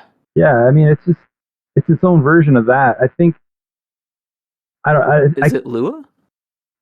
so you can program in Lua, JavaScript, and something called Moon. Oh, I don't know what well, that, that's cool. but yeah, when I never use that editor, the built-in editor. I also don't use LSDJ because I just need code split into panes. This is the way my brain works. I just Sure. really struggle to hold multiple points of information in my head at a time while I'm trying to do something. So I use Vim in the command line, and I split. I've always got like 6 files open or something, so I can just quickly reference those things and jump around between them while I'm editing multiple files. Uh, So you said Vim. Is that like a IDE? no, that is it's a it's a Linux beard text editor. Oh, okay. Okay, so you've got a text editor, Yeah, and then so what was the other part? uh, that's pretty much it. I'm just talking about my text editor like a nerd. You an external editor in TIC80. I think you have to pay $5 or something to Oh, enable that, but it's worth like probably $20 to me. Anyways, yeah, you get pretty. Lua is weird to me. I tried getting into it for a while. That program I mentioned earlier, Renoise, the modern tracker. Uh, uh-huh. you can write plugins for that in Lua, and yeah, I struggled with. They're called tables. They don't have arrays. They're called tables. The indexes aren't zero based, but the patterns. Oh, So you just got to think off by one the whole time. You're like, I was just generating music data and throwing it in the patterns. Like, oh right, everything's off by one. This is so weird. well, it's weird that it would be like both, right? Yeah, so I don't know. I just feel more comfortable in the C-based syntax. So, for example, Battle of the Bits is PHP with some JavaScript on top. So, um, yeah, I'm really comfortable with JavaScript. It's just like a nice sloppy language, and you don't have to like say what type everything is. You just go, and that's pretty awesome and powerful in TIC80. So yeah, TIC80 is just like it's what you call fantasy console, and it's got its like limited graphics capabilities and its limited sound, and you can either use the built-in editors for graphics and sound, or you can generate those things on the fly and poke it into its memory, and then it'll show up in the game. That's pretty cool. I think that's my favorite stuff to do with it is kind of generative stuff. Like for instance, the Machine Elves in the Santa game, those are all procedurally generated. It generates 2 frames for each one. They're all fresh every round. Yeah, I mean, and they're interesting too. Yeah, it's like an old trick I read about in like Wired magazine 20 years ago or something, where you like randomly generate pixels and then you mirror them. And then I just kind of did that for like 2 colors, and then I don't remember how I came up with the 2 frames, but the code's all there. That's pretty dope that you have the source open. TIC80 is like that by nature. I don't think you can make a closed source game for it. Oh, Um, that's awesome. yeah, like any game you're playing, I think think you press F1 or something, and it takes you to the code editor, and boom, like you're just looking at the source code. So I think the only way you could get around that is if you pay $20 or something, you could get the, what is it? I think you can just like make your own executable that removes any of the TIC80 extra features of the That logo. way you could sell it on Steam or something like that. Yeah, that brings up a good point, though. Do you have any plans of selling Guntner as a digital Steam game? Oh boy! So I started writing my own emulator, and I'm stuck, and the game comes up. It goes into the attract mode, but it doesn't stay. It goes right back to the title screen. So I'm at this spot where I have to come up with my own debug tools for my emulator, and I don't know. Nobody's paying me to do this. Yeah, that sounds very difficult. Have you thought about using someone else's emulator that is open source or free for commercial licensing? So I haven't really found one. There are some like wrappers, but Right. they're all like um, something about whatever license they have, where like there's some kind of roadblock for me. I don't remember exactly what it was. Like one of the first ones I got turned to, which I believe is the one that MorphCat uses for micro mages. Um, all the sound has to be pre-recorded, including the sound effects.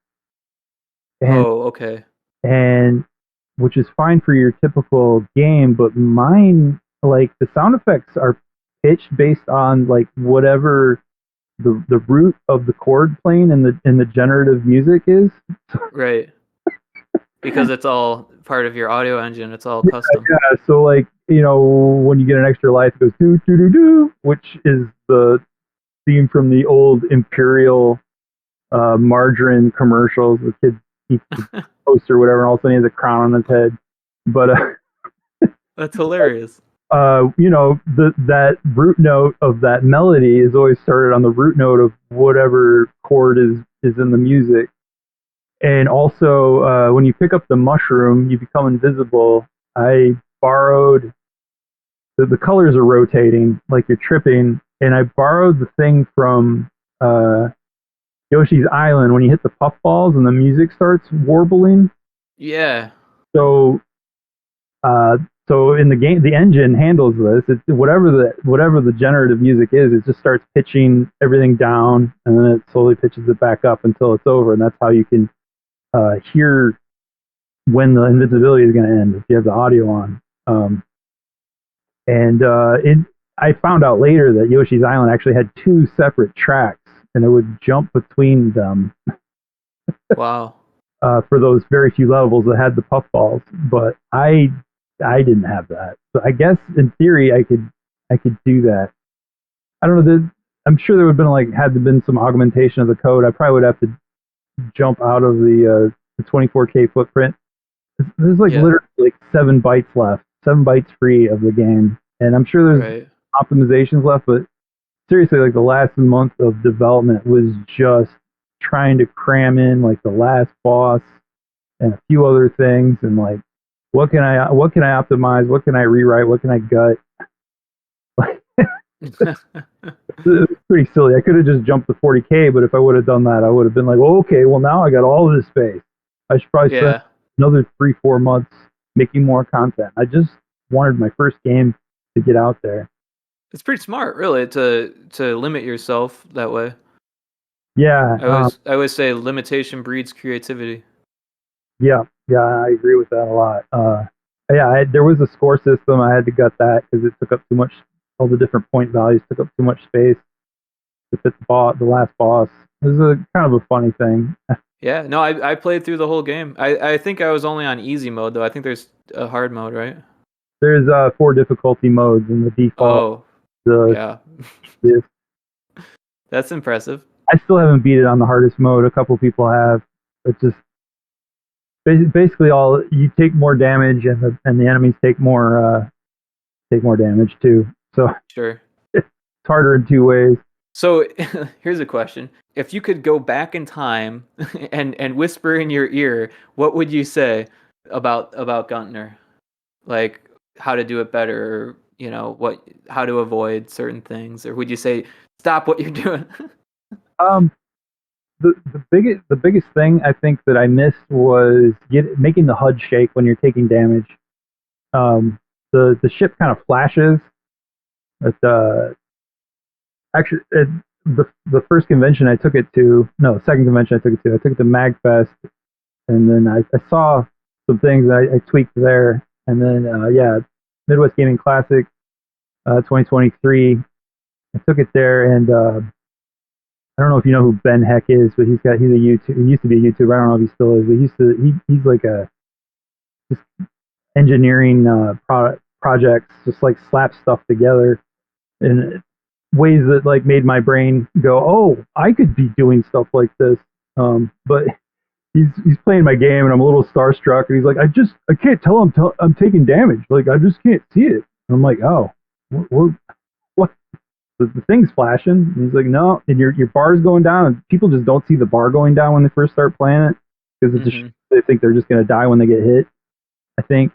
Um, yeah, and so I realized, oh, okay, I can make the screen shake, but like, yeah, anything else I could yell at myself about, I don't know. I don't think any of it would be fair. Like, learn faster. Why are you so slow? Yeah, I don't know. Like, 6502 assembly is like the most straightforward thing. And you just gotta practice. And that I look at the 6 months with Guntner as kind of like a boot camp, I think, because if I want to make a sequel and I want to make a much larger game with a lot more enemies and more interesting bosses than what I managed to do with what I had. And I think the majority of the development time would just be like the creative end and not like what's a game engine. Right, because you've already done a lot of the footwork. Yeah. And yeah.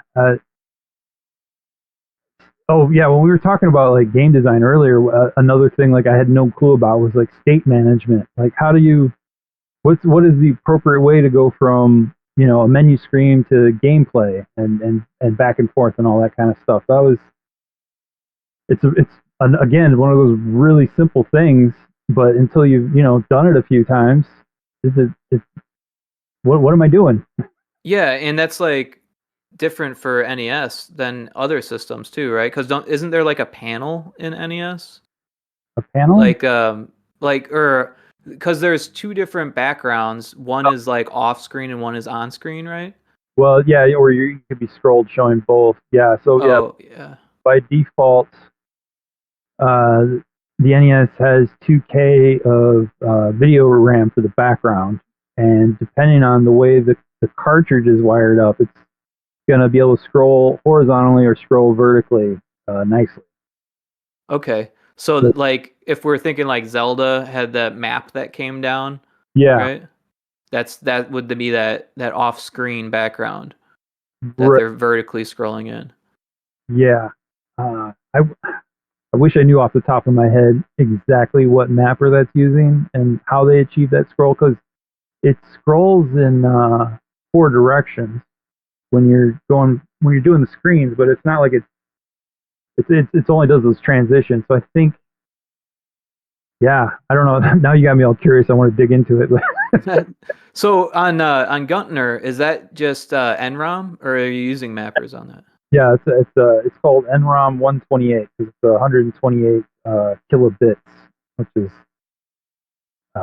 that's in reference to the 16 kilobytes that's the program ROM. Yeah, and then the full size NROM is the NROM 256, which is the 40K total. Yeah. Yeah. And have you played with any mappers or anything like that? Yeah. I never mentioned Beat 'em High, which is a project I started with a couple friends. It's gonna be a beat 'em up, but I just don't have the attention for it right now because it's a little bit more advanced. So that project is like in progress? Yeah, I have what do they call it? Yeah, that's on my itch also, but it's I have it downloaded. I just haven't played it yet. yeah, so there's nothing to play really. Oh. Yeah, there's like kind of a wonky title screen and this wonky song that just loops throughout. You hit whatever button starts it from the title screen, and it's just kind of like I wouldn't call it a demo, trailer. I don't know. The guys walk and run into a boss, and then the screen explodes. That one's that's Unrom, which is typically it uses character RAM instead of a character ROM, and you load the graphics over to the picture processing unit from your program ROM, and it has bank switching. So the limit on the NESDev Game Jam is a 64K game, so that way they can fit them all on the cartridge that they're eventually shipping to the participants. And yeah, it's kind of interesting learning how to juggle that stuff. That's actually the game that made me realize I needed to move off of 8-Bit Workshop, which is the kind of IDE thing I think I mentioned earlier. Okay. It doesn't handle bank switching well, and that's a huge part of using the larger mappers. Right. It could handle bank switching as long as it was only looking at data, but as soon as there was like code for it to go run, it just choked on itself. And I put in a bug ticket, but that guy is like all volunteer, and I feel like I owe him a lot of money because without that tool, I never would have got into NESDev. You got your code in one panel and the emulator in the other panel. You change your code, the emulator automatically restarts. It's like such a great feedback loop. It's so instant. Like, you're seeing your changes literally under a second. It's so cool. So yeah, and then Orange Island is like a full sized MMC3 game.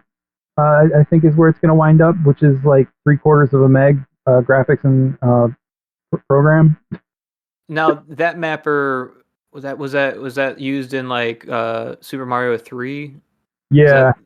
Okay. Pretty much all those like also all the late like the games that came out in the early 90s.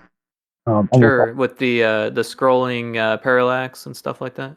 Yeah, almost all of them use that mapper. I think it just kind of became the de facto approachable one. Like, there's obviously. It seems intimidating to me, though. You call it approachable, but what do I mean by approachable? I feel like over time, your developers as a publisher or whatever are just they get the hang of it, and you just stick with it because they've already invested the time of working with it. And Nintendo in Japan didn't have any control over what went on the cartridges, and the publishers could manufacture their own cartridges, and that's why there's different shaped ones, and there's a lot of mappers that were never available in the States. Like Konami would just build their own, design their own, and get their chips manufactured, and Nintendo had nothing to do with that. Like that's why we don't have a Gradius 2 over here in the States. Interesting. Yeah, and then the NES, for the NES, Nintendo, they didn't want what happened with Atari. They wanted absolute control over the whole publishing thing. Right. The lockout chip and all of that. Yeah. The Famicom doesn't have that. So that's an extra part you got to put on your cartridge over here. That was reverse engineered by Krix, who's a Ukrainian. He's also the guy who made all the EverDrive stuff, I believe. Oh, interesting. Yeah, real talented guy there.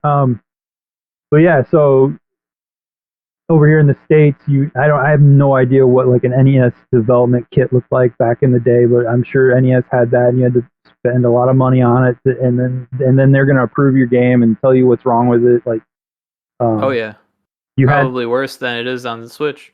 Yeah, I don't know. Like sprite flicker was like a mandatory thing. Like, you weren't allowed to let your sprite tear, which is what I went with Guntner. Like every once in a while, you'll see like part of a enemy disappear or something, just for frames or something. You used to see it all the time back in the day. Well, so the difference is like flickering would make sure that you would at least see it every other frame, I guess. Oh, I see what you're saying. Yeah. So you'd see the whole sprite, and what you're saying is that you let it just tear. when another sprite would take advantage Yeah, or not advantage, priority. Yeah, it's you can only have 8 sprites per scan line, and if you have a sprite that's 16 by 16 sprites, that's actually a meta sprite. It's using 4 sprites to draw that character. So Right. it adds up really quick. And with Guntner, it was just all about like enemy placement to minimize that.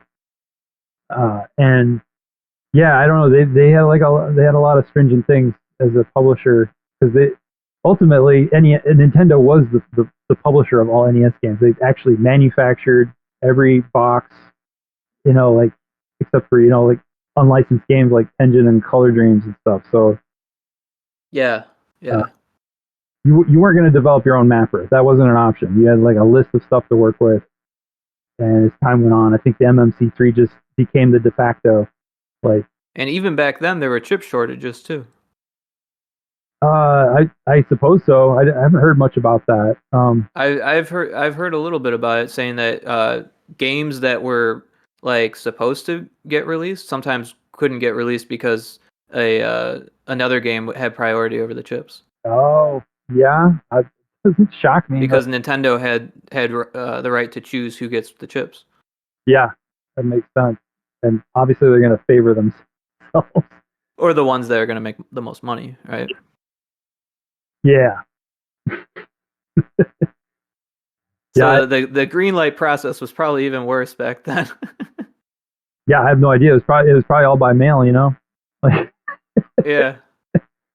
Well, they might have had representatives in Washington, right? But they were based out of Redmond, Washington.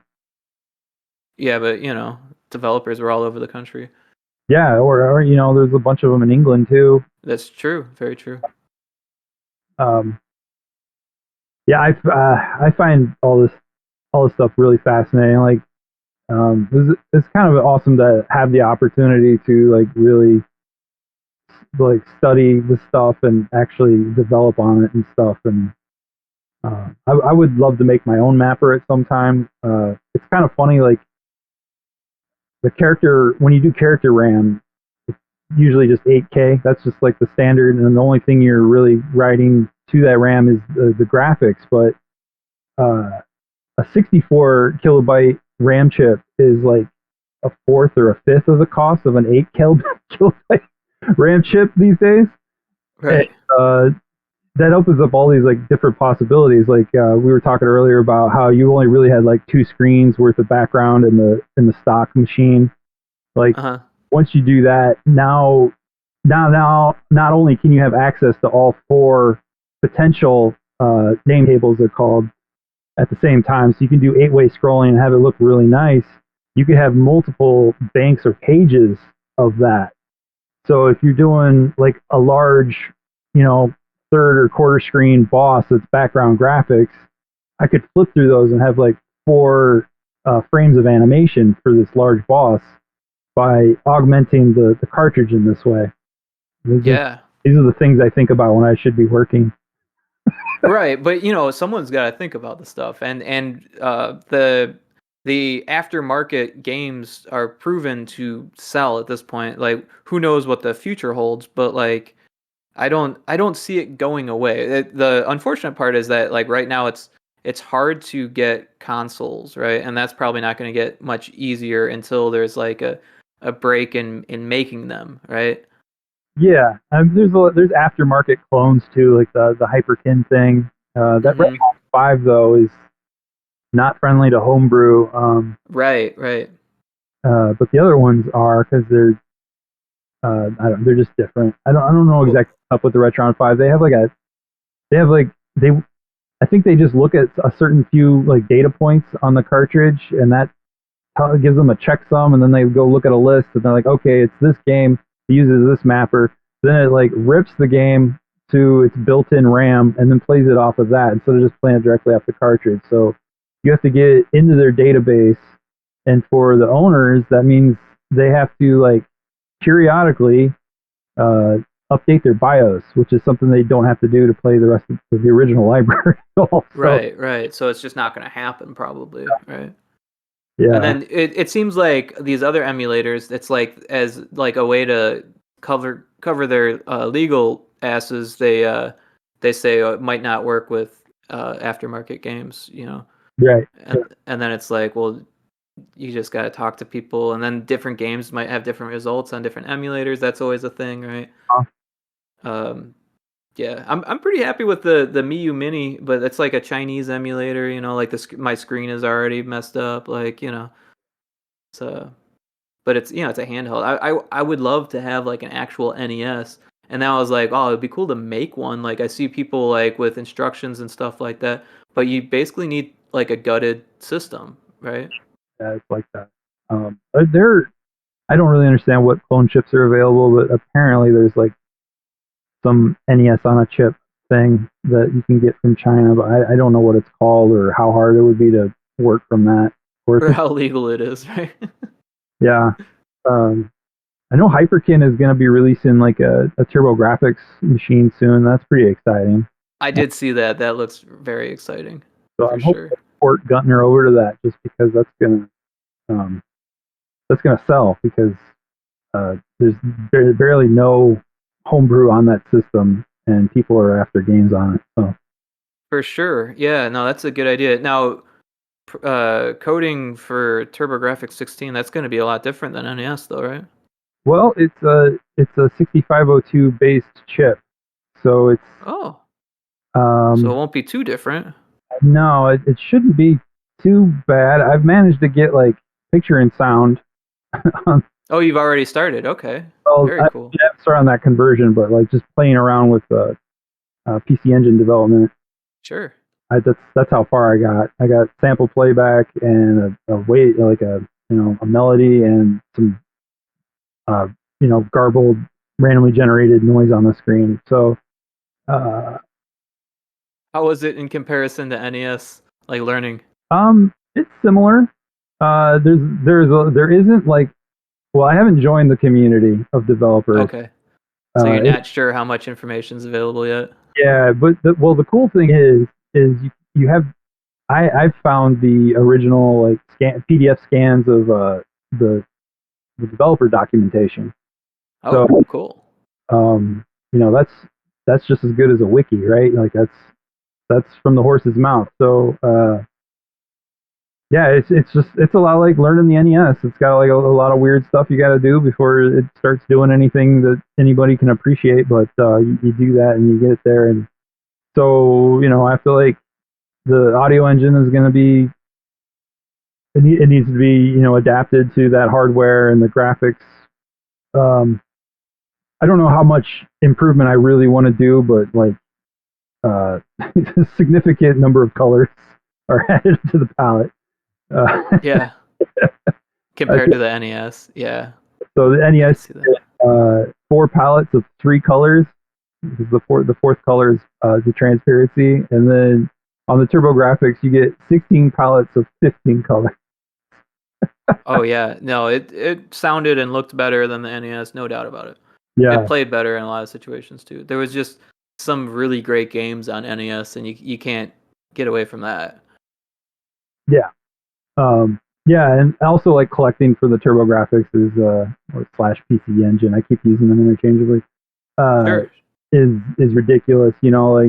Uh, like a bad sports game is like $40. That is ridiculous. Well, I feel like there wasn't as many games just being produced, right? Yeah, it was. Compared to Nintendo. Yeah, it was a limited library. It never got the market share I think it deserved. I don't really know what happened there. It came out, I believe, before the Genesis, which was before the Super Nintendo. But I just remember Yeah. magazines and just be like, what?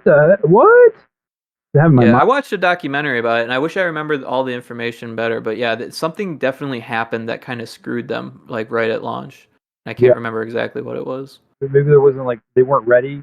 There wasn't enough units, or I don't know. But It was like one of those perfect storm situations, I'm pretty sure. And then there was something that just like basically made Sega better, right? yeah, I think Sega just crushed it on the advertising. Yeah. They I think that was mostly probably it. Cause yeah, I don't really remember any TurboGrafx ads, you know. I don't. I remember them advertising some games, but the games weren't even good. They were like it was like FMV games and stuff. Yeah, and that was later when they added on the CD-ROM. I don't. Yeah, That's right. It was the CD-ROM, yeah, that was, and that didn't do well either. yeah. And they had their portable that was like $300. It was cool because it played like The games. the full games. It wasn't like the Game Boy where it's Mega Man 2 and it's like there's only 4 Robot Masters. That's weird. Now, that one had a backlight too, didn't it? Yeah, and Yeah, it had like for $50 you could add on a TV tuner and just it was a portable TV also. So that's right. yeah, Yeah, but I never saw one in person. I didn't either until like last year at a convention. Somebody just bought it and I was like, oh man, that's cool. Yeah, I mean, I'm sure it's pretty expensive now. I think they still go for like 300. I don't know. Same price. Retained its value. I would see it even. I could see it sell for even more. I mean, that's why people collect stuff, right? A lot of times to resell it. Unfortunately. Yeah, I don't know. Like that system is not like it's not an easy system to collect for. It's brutal. I think I had like 8 games from my childhood or whatever, teenage years or whatever, and yeah, when I was started collecting for it again, I was like, oh wow, like this is just ridiculous. You know, if you switch to PC Engine and you don't mind the import fees for shipping or whatever from Japan, man, that's the way to go. Yeah. And then it's all in PAL at that point. Then is that the case? Oh, Japan was NTSC also. It's just, Okay. you can't read the text unless you know Japanese. Oh, that's yeah. So like, Well, you could start your own translations, right? If you're doing ROM hacks. yeah, I mean that's true. That's an option, and you know, and Not a lot of money in that. and I mean, if you just want to play the games, there's flashcards. You don't need to own everything. Like, Yeah.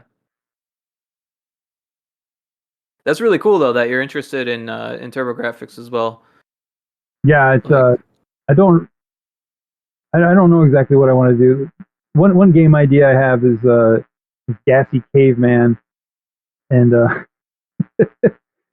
that one might do well on that system, but it's just like a platformer idea where it's not exactly a double. You have jump and attack, but you can also like float with your farts, and you fuel those by eating food, and so it's like a resource management platformer, I guess. But I haven't done. I did. Me and a friend started working on it for like or in Godot like forever ago, and we didn't get very far. We just kind of like lost interest, but.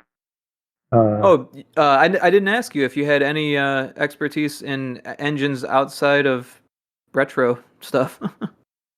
No, not really. I mean, No.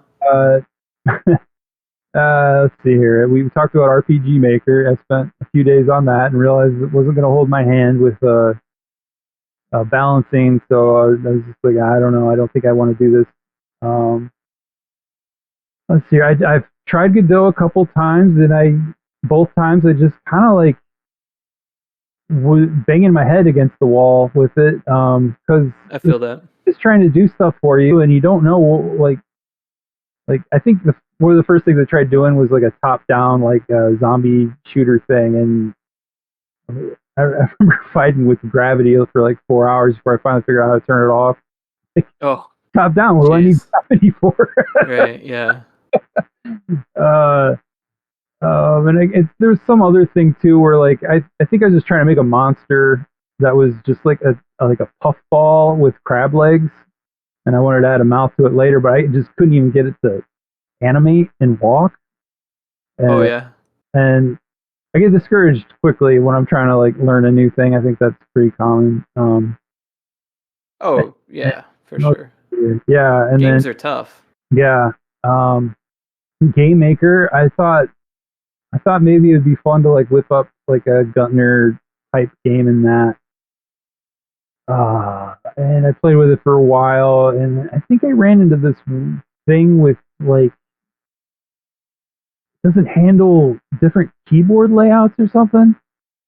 I don't know Game Maker that well, but I could imagine doing any type of like input handling would be difficult. So my issue with game engines at this point, now having written Guntner and like, you know, having to come up with the whole engine from scratch, I also don't understand what the term. There's got to be like a difference in terms between what we know as like a game engine, the thing you make games with, and like the routine that is in a custom bespoke game or something that runs. Like I refer to it as the engine, but I don't want to confuse people as to, like, oh, I built this with a game making engine. Like, Right. Yeah, it is a little confusing. I know exactly what you're talking about, but yeah, everyone who makes games knows that it's all a big loop, yeah, So that's that the changes you make to that loop to make it a game is also the engine, yeah, right? Especially if you're making the whole engine from scratch. But when you're using an engine, it becomes difficult to call that the engine because you're using an engine, right? yeah. So But yeah, I get it. I was kind of having fun with that for like I played around with it for a whole weekend or something, and then I've also taught myself how to use SDL with C. That's what that Cave of Grell game is made with, and that was a huge learning curve. And I'm still not talking in shader language. I haven't learned shaders at all. Yeah. But like I'm Shaders old, are tough. yeah, I'm just old school. I just want pixel graphics, like big pixels. I'm also into like non-standard pixel aspect ratios, is like not exactly square. Sure, because that's the way TVs were, Yeah, yeah. right? So like Cave of Grell is 420 by 200 Interesting. because DOS games were mostly 320 by 200 until they started being 320 by 240 for a while before they started doing higher res graphics. But adding the 100 on the side just seemed to maintain the pixel aspect ratio of the old DOS games. So Sure. on the modern Now, screen, does that game actually run on DOS or is it run on Windows? oh, it's Windows. I had a Oh, Mac okay. built too, but it didn't work because Mac is because Apple is walled garden BS. Uh, Yeah, it's a load of crap, is what it is. But I not have to be opinionated. I have a Mac, and but the Adobe stuff runs great on it. Um, Oh, still using Adobe. Okay, right on. yeah, I didn't bail like everybody else has recently. I don't know. I I I've couldn't afford it. I was like, I spent all this time in college learning Adobe, and then I couldn't afford it after college. I was like, okay. yeah. So I got cloud. I don't know how long ago. I started the business, and I'm like, this is just gonna be that monthly bill, and then Yeah, expense. yeah, it's an expense, and I use 2 to 4 Adobe applications throughout every week. So Yeah. there's cheaper options, but this is what I've been using since the 90s. So I hear you. I hear you. Can't go wrong there. honestly, I'm really curious about alternatives, but and most of them look cheaper, but there's the whole learning the new software, and I only got so much time. Yeah, like I use GIMP a lot, and like GIMP is so hard to come into from Photoshop. It's Yeah, crazy how different it is. It's like they tested it and it's like tested it against Photoshop users and like made choices based on what pissed them off the most. You know what I mean? uh-huh. To be fair, I feel like Apple did that with their Mac. Oh, yeah. Like no, we swapped. So you have Control and Alt. Okay, we're gonna have Command and Option, and Yes. we're gonna swap the position of them. So when you go to, oh, and you know what? We're gonna also add a Meta key, and like you don't have that. It's gonna be your Windows key, and no application is gonna use it, but Adobe's gonna use it. And the mouse is gonna have one button. Yeah, yeah. It's just like, okay. Thanks, guys. Um, yeah. So game engine. Yeah. So Game Maker, I tried out for a while, and I don't know. It was fun, but once I got into the flow of it, I was like, I'm probably just happier doing a text editor, C and STL, which isn't is probably going to be harder to publish onto the consoles and stuff. But whatever. I'm not really concerned with that right now. And then other than that, I was original backer of Nestmaker. Oh, Um, really? That's yeah. cool. So when Do you that use NestMaker? no. I've been thinking about getting into it. Uh, It's so just one of those things. yeah. So I was really excited about it, and I was watching his tutorials while he was developing it. I think like 6 months, something like that. The first beta was available to backers, and I got pretty frustrated after about 6 hours of trying to get to see stuff and like watching and I realized instantly like this is a moving target. Like he's still developing it. He just like will willy nilly move stuff around and change the workflow and stuff. Uh, you gotta watch the new tutorials every time there's an update. There's a handful of tutorials to relearn Yeah. everything. So I was like this isn't me. This isn't what I want. And then they have an annual game jam called the Bite Off, and I think last April I decided, like, well, maybe I could just make something real quick with this, some fun. There's a game for the ZX Spectrum called Saber Wolf, and I just kind of wanted to do a clone of that for a long time, even though I've never played it.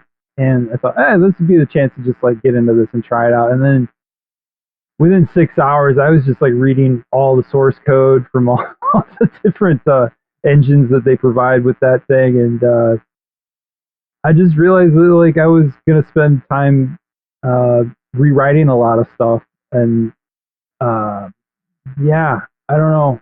Uh, I hate I hate beefing on Nestmaker because the guy clearly put a lot of time into it, and there's a really nice sized community built around it, and those that Discord is pretty amazing because you have a question and there's like 5 people just ready to answer.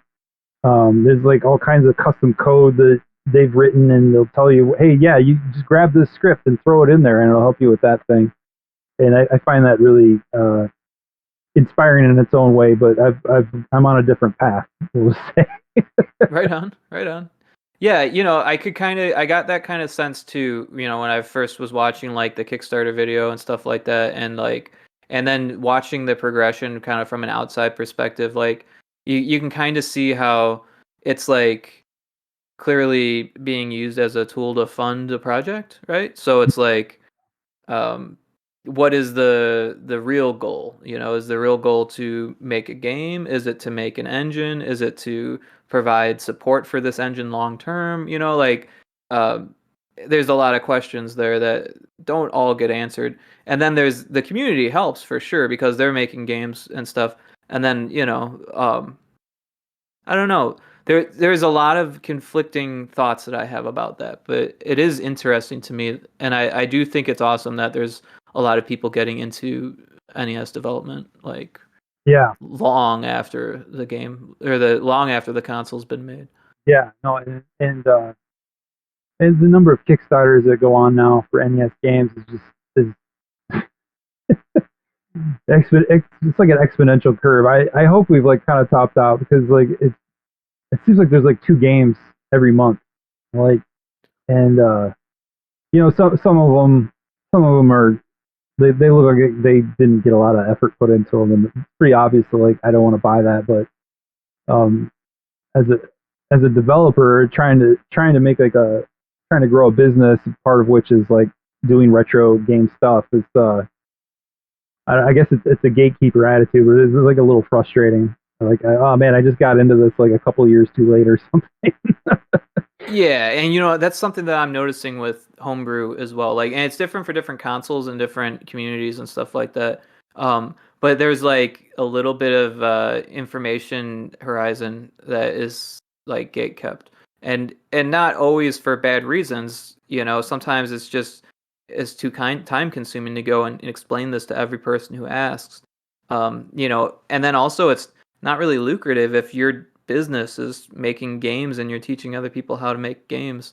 Um, you know, Yeah, unless you're making money off of that as well, which some people do. And then you see in the big box engine space, we'll call it, you end up with people who, they have their successful indie game and then they have their successful school where they teach indie games over YouTube or something like that, and then what happens with their games, I don't know, like they weren't great to begin with. It was just a fluke that they got the hit release. yeah. I've been struggling so hard to do the YouTube thing. I know I'm capable. I just like do not have a passion for it. Um, and I feel that too. I would love to put out more videos myself, and it's just so difficult. yeah, and like I I I got like a big thing about quality. Like Mm-hmm.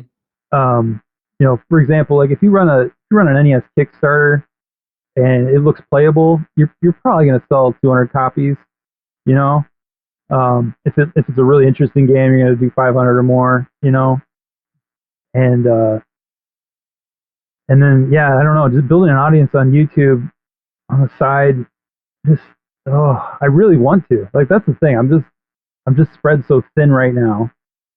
Like when you're trying to like learn and develop a product, like learn the skills you need to develop the product and develop the product, and then you're supposed to be like documenting the steps along the way, and then taking the time to edit and say something thoughtful, and make the develop your story and be enticing. It's like, huh? What? Right. Yeah. Well, I mean, it's so easy to look at other people who do one aspect really well, and then you look at another person who does one aspect really well, and you kind of be like, well, I want to do all of these aspects really well, right? It's that perfectionist inside you, and I feel it because I have that too, where you just want it, that you can if you really had the energy and you really put everything forth, and you want to do the best you can, and if you can't do the best, then like what's the point, kind of thing. But I think that's not the best attitude to take with the YouTube stuff. Honestly, I think it's really it comes down to what you can get away with doing in the time that you have allotted, and then just get better. Next time do it a little bit better. Think about how you could improve, or how it would be more comfortable for you, or how it would affect your life better. Think about all the things, not just what society or what YouTube wants you to do, what the algorithm wants you to do. You know what I mean? Yeah, I don't. I just my main problem is like I kind of work in a cloud, and a video is like a linear thing, and so as I try and pull like the whiffs of cloud together into some linear formation, I'm just like wasting so much time thinking about what that is, and I don't know. Yeah, so like I just started telling myself, well, I just need to write a script first, and then that's just never that doesn't manifest, like because I don't function that way. I'll get there. I'll get there. I just need to like finish some more products and then reflect on them in video format. I think that's all that needs to happen. It could be as simple as that, And I honestly have a lot of faith in your business model and your company and your products. So I don't think you'll have a problem. You just gotta stick with it and try different things until it works, or do what you feel comfortable doing. Yeah, that's good advice. Yeah, yeah. I mean, I don't know much about the stuff, so it could be terrible advice, but I mean, you're right though. Like YouTube is just like you just gotta get yourself out there. Like there's definitely like even in the mainstream marketing, there's a thing where like, oh, it needs to look cheap because that's what the kids are into. Like they don't want the polish. They want it to look cheap. yeah. I mean, there's some sense to that. I mean, I don't know. As a aging adult, like it's harder and harder to understand what kids think is cool. I don't know. I'm just I've definitely listened to a lot of marketers on YouTube talk and just trying to like pull something out of that that's going to be useful and make sense to me. Most of it isn't, but like they're doing it, so I'm trying to like hear what they got to say. Like Yeah, no, marketing is really tough. It really is, because a lot of it is just that. It's someone who has this basically a trick that they're selling, and they use that to market themselves, and then there's like, well, you are really good at marketing yourself, but how can I use that? And they're like, well, use my trick. It's like everyone yeah, knows that trick, and then everyone exploits the same tricks, and then you need a new trick, and then you gotta find a new marketer. It's it's a little bit of a rat race, I would say. I don't know. It's very displeasing from an artist perspective. I remember taking a marketing class in college and being like, "What the hell have I gotten into?" But mhm. now it's just like part of life. Like how else do you manage a small business without some type of marketing, you know? Yeah, I'm pretty comfortable making like a 30-second, 1 minute commercial. You know, like that's a commercial. You know, it's I'm a big fan of retro commercials. I watch them on Friday nights on Twitch. That's awesome. um, but yeah, yeah, the longer form, I just like I just wanted to be coherent, and I'm probably a little too hard on myself about what that means. Right, right. Like this podcast has gone down some crazy paths here. Oh no, I have an account with Metro Cool that I never use, which is like one of those make a post once and we'll put it on all your social medias for you at a scheduled time kind of thing. And I get a lot of like, check out this YouTuber who's telling you how to do your marketing. I went and watched this hour-long video, and I just kind of got like sick to my stomach watching this lady talk about what she's doing.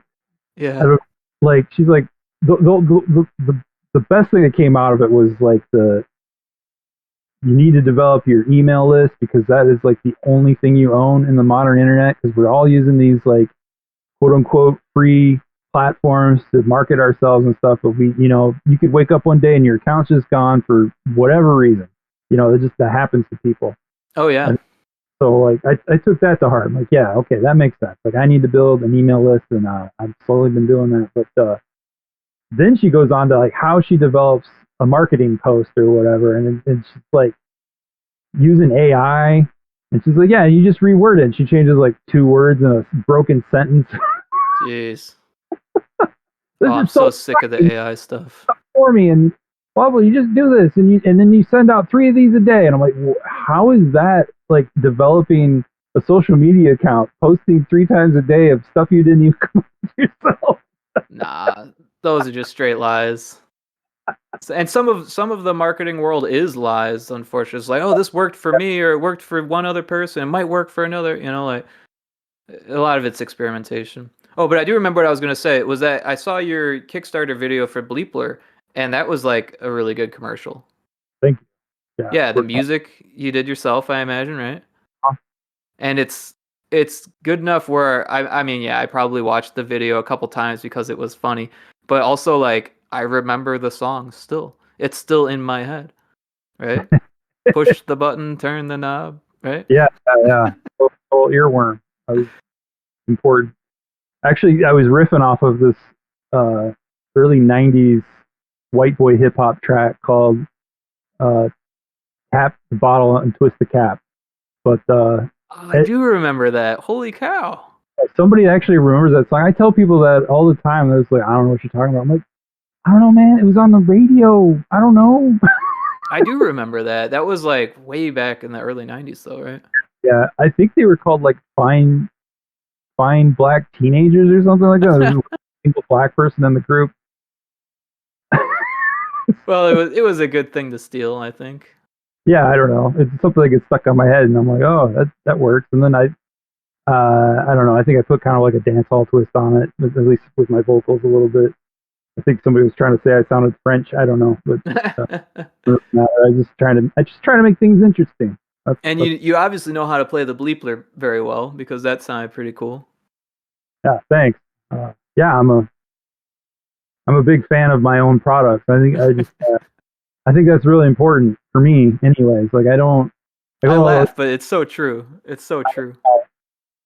I I think I mentioned earlier. I want to make like these small games that eventually become a multi-cart, and I can see myself being proud of the multi-cart. But like when I think about how simple some of these games I want to make are, I'm like, do I really want to make 100 copies of this and sell them for like $45 a pop loose? Like, I don't know if I'm gonna feel great about some of these things I want to do.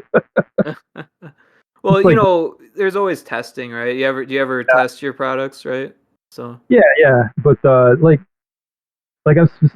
concept for the multi-cart is mostly just games I grew up on, like on the VIC 20 and the Apple II, and some of these are just so like dead simple, like lemonade. You run on a lemonade stand and you just set your price every day based on the weather. yeah, that is pretty simple. Like, and I'm like, that maybe that one should be like a mini multi-cart, like where there's like a better game with that on it. With like, I don't know. Or maybe there's a way you can iterate on it to make it a little bit more interesting. Yeah. I had some ideas like picking where you put your table. Maybe it's over multiple generations, and there's different strategies to picking your location. Like it's like the 2015s, and you put it next to the police station, they arrest you. But you don't have a permit. 55, you get away with it. Just kind of dumb shit. I guess I thought into that, but it's just like I don't know. You gotta work with the limitations of the software or the hardware.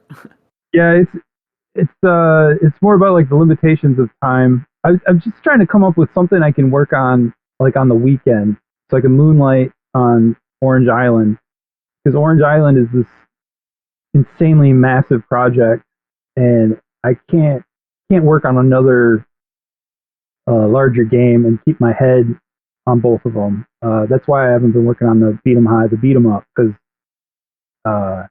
it's not similar in scope at all. But like I don't want to do just like a Double Dragon kind of thing. I wanted it to feel more kind of like a combination of like the Ocarina of Time combat, but more like Mike Tyson's Punch Out, where you're kind of like locked into a fight, and that sounds difficult for NES.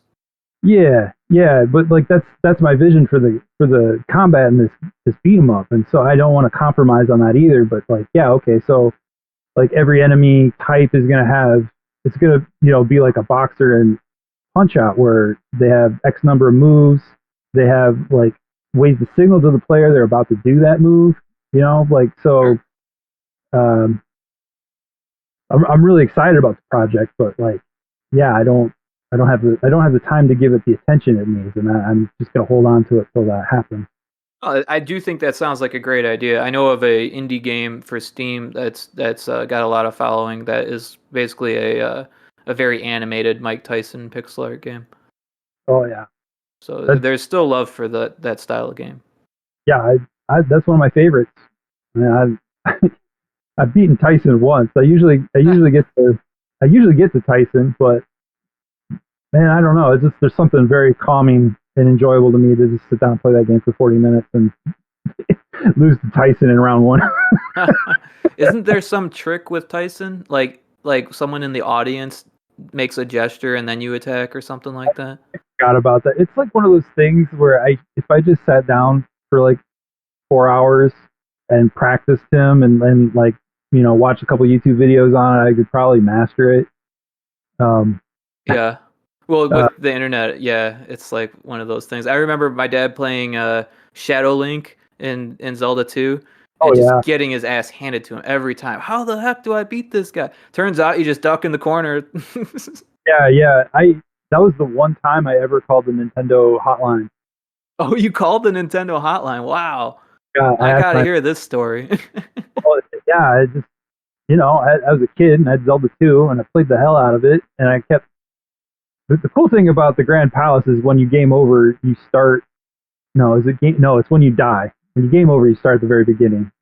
But thank God. But or no, do you start at the Grand Palace? I don't remember what Not it with is. the game over, but when you die, yeah, I think, or maybe, yeah, I don't really remember either. I'm pretty sure you started at the beginning when you died. Die in the game, and not game over. You start at the same screen you died on. So it is when you game over in Grand Palace, it just puts you at the beginning of that palace, so you don't have okay. Thing again. But it's still, takes you forever to get down to the Guardian, defeat the Guardian, and then you're just like up against this impossible fight. Yeah. So yeah, I'm just like after dying to like doing it like 8 times or so. I asked my parents, like, can I call long distance to Nintendo and ask them how to beat? Was this for Shadow Link? Yeah. And what did they tell you? Did they tell you to duck in the corner? No, that hadn't been discovered yet. That cheese, I don't think had been discovered yet. What did they tell you? It just told me, no, you just gotta fight him. That's just how it is. I'm like, Oh man, it took my dad so long. He finally got it, and then you had to fight the Thunder guy afterwards, right? Or was that no, before? guys first. Yeah, Oh, okay. yeah. Um, yeah, and then you get the game over, and the cards come down, and it looks like you're kissing the princess or something. I don't know. That's But, right. That's right. Yeah, my yeah, dad only beat it once. yeah. That's actually a game I got into my speedrun repertoire. I haven't ran it in like 2 years, but being able to sit down and play it on one credit in under 2 hours is a pretty cool feeling. Wow. Yeah, no, I've watched some speedruns of that game. Also, a lot of ROM hacks of that game. Yeah. Yeah. The one thing I wanted to say about Tyson's Punch Out, like when I get deeper into the game, I start doing blink management. Interesting. I have to consciously blink at certain moments because otherwise I just stare at the screen waiting for the cues from. Wow. Yeah, I could see how that could be a problem, if like the last 3 fights of like, okay, it's just really funny manually blinking to get through a video game. That is funny. I never thought about it, but yeah, totally. Eye strain and like your eyes get dried out, like Yeah. Totally. Oh goodness, we've been going almost 3 hours. Yeah, this is about time we wrap it up. So is there anything you want to plug in particular, where you want people to go to find your stuff or anything like that? LoBlast.com would probably be the number one spot. I'm not very good at doing blog updates there, but you can sign up for the email list, and I try to send out something at least once a month. I haven't had any like new products or whatever in a while, so my bad. I should just be sending cute emails once in a while. That's the thing. Some people love that, Yeah, and I have fun just like making fun of the templates that Squarespace offers. So nice. So yeah, and then Battle of the Bits is always going to be there as long as I can keep that going. Which is its own website as well as a YouTube channel, right? Yeah, battleofthebits.com. The IRC is the official old school chat, but my personal Discord, Cave Dingle, has the chats. That's pretty much where everybody is. And yeah, I just switched my itch.io from my name Langel to LoBlast. I didn't know you could just do that easily, so that was a new branding moment. And yeah, I'm on social medias. Like LoBlast has accounts, and I have personal accounts too, which I post to more. That's awesome. All right, yeah. Well, thank you so much for joining the podcast and agreeing to this. I know we didn't know each other before this, but now I feel like we know each other a little bit, so that's awesome. I learned some things. I feel like you have some great stories that you told, so like I feel like everyone's going to have gained something from this interview. Might have to edit it down a bit. Yeah. I had a great time. I don't talk about myself that much often, so it's a pleasure. Good. Yeah, because it's just super interesting to me. Someone who has a community is the size of yours, does art and music, and then makes games for retro hardware. Like I saw that and I was like, I gotta reach out to this guy. I gotta find out what's going on in this guy's brain because it's just so interesting to me. Well, thank you. Yeah, it's been a long journey. I guess finally figuring out who I want to be when I grow up in my 40s has been pretty interesting. I think most devs feel that way if they're in their 40s. They're still figuring things out. Yeah. I'll be there soon. All right, man. Well, thank you again so much. Yeah, I just enjoy the rest of your day. Thank you. Thanks everyone for listening. This has been episode 24 of Indie Game Dev Report. Everyone should go out and play Guntner. The digital ROM is free on Langel's itch page. Go to LoBlast.com and subscribe to the newsletter, where you could also get a physical copy of Guntner. Or take a look at the Bleepler. See if that's something that you might be interested in. It sounds like a ton of fun. And if you like the podcast, I really do appreciate your support in any way. If you're an indie game developer and you want to be interviewed, check out the link tree in the Twitter bio for the podcast at IGDR_podcast. There's a very brief application that gets you on my list. I tend to decide who I reach out to next based on a bunch of factors, but I'm trying my best to comfortably make it through, hopefully, the entire list eventually. That said, it could take some time before I get to yours, so be patient. It does guarantee that I will at least look at your project and your trailer or press materials and see what it's all about. Okay, that's all. Thanks again, everyone. Enjoy the rest of your day.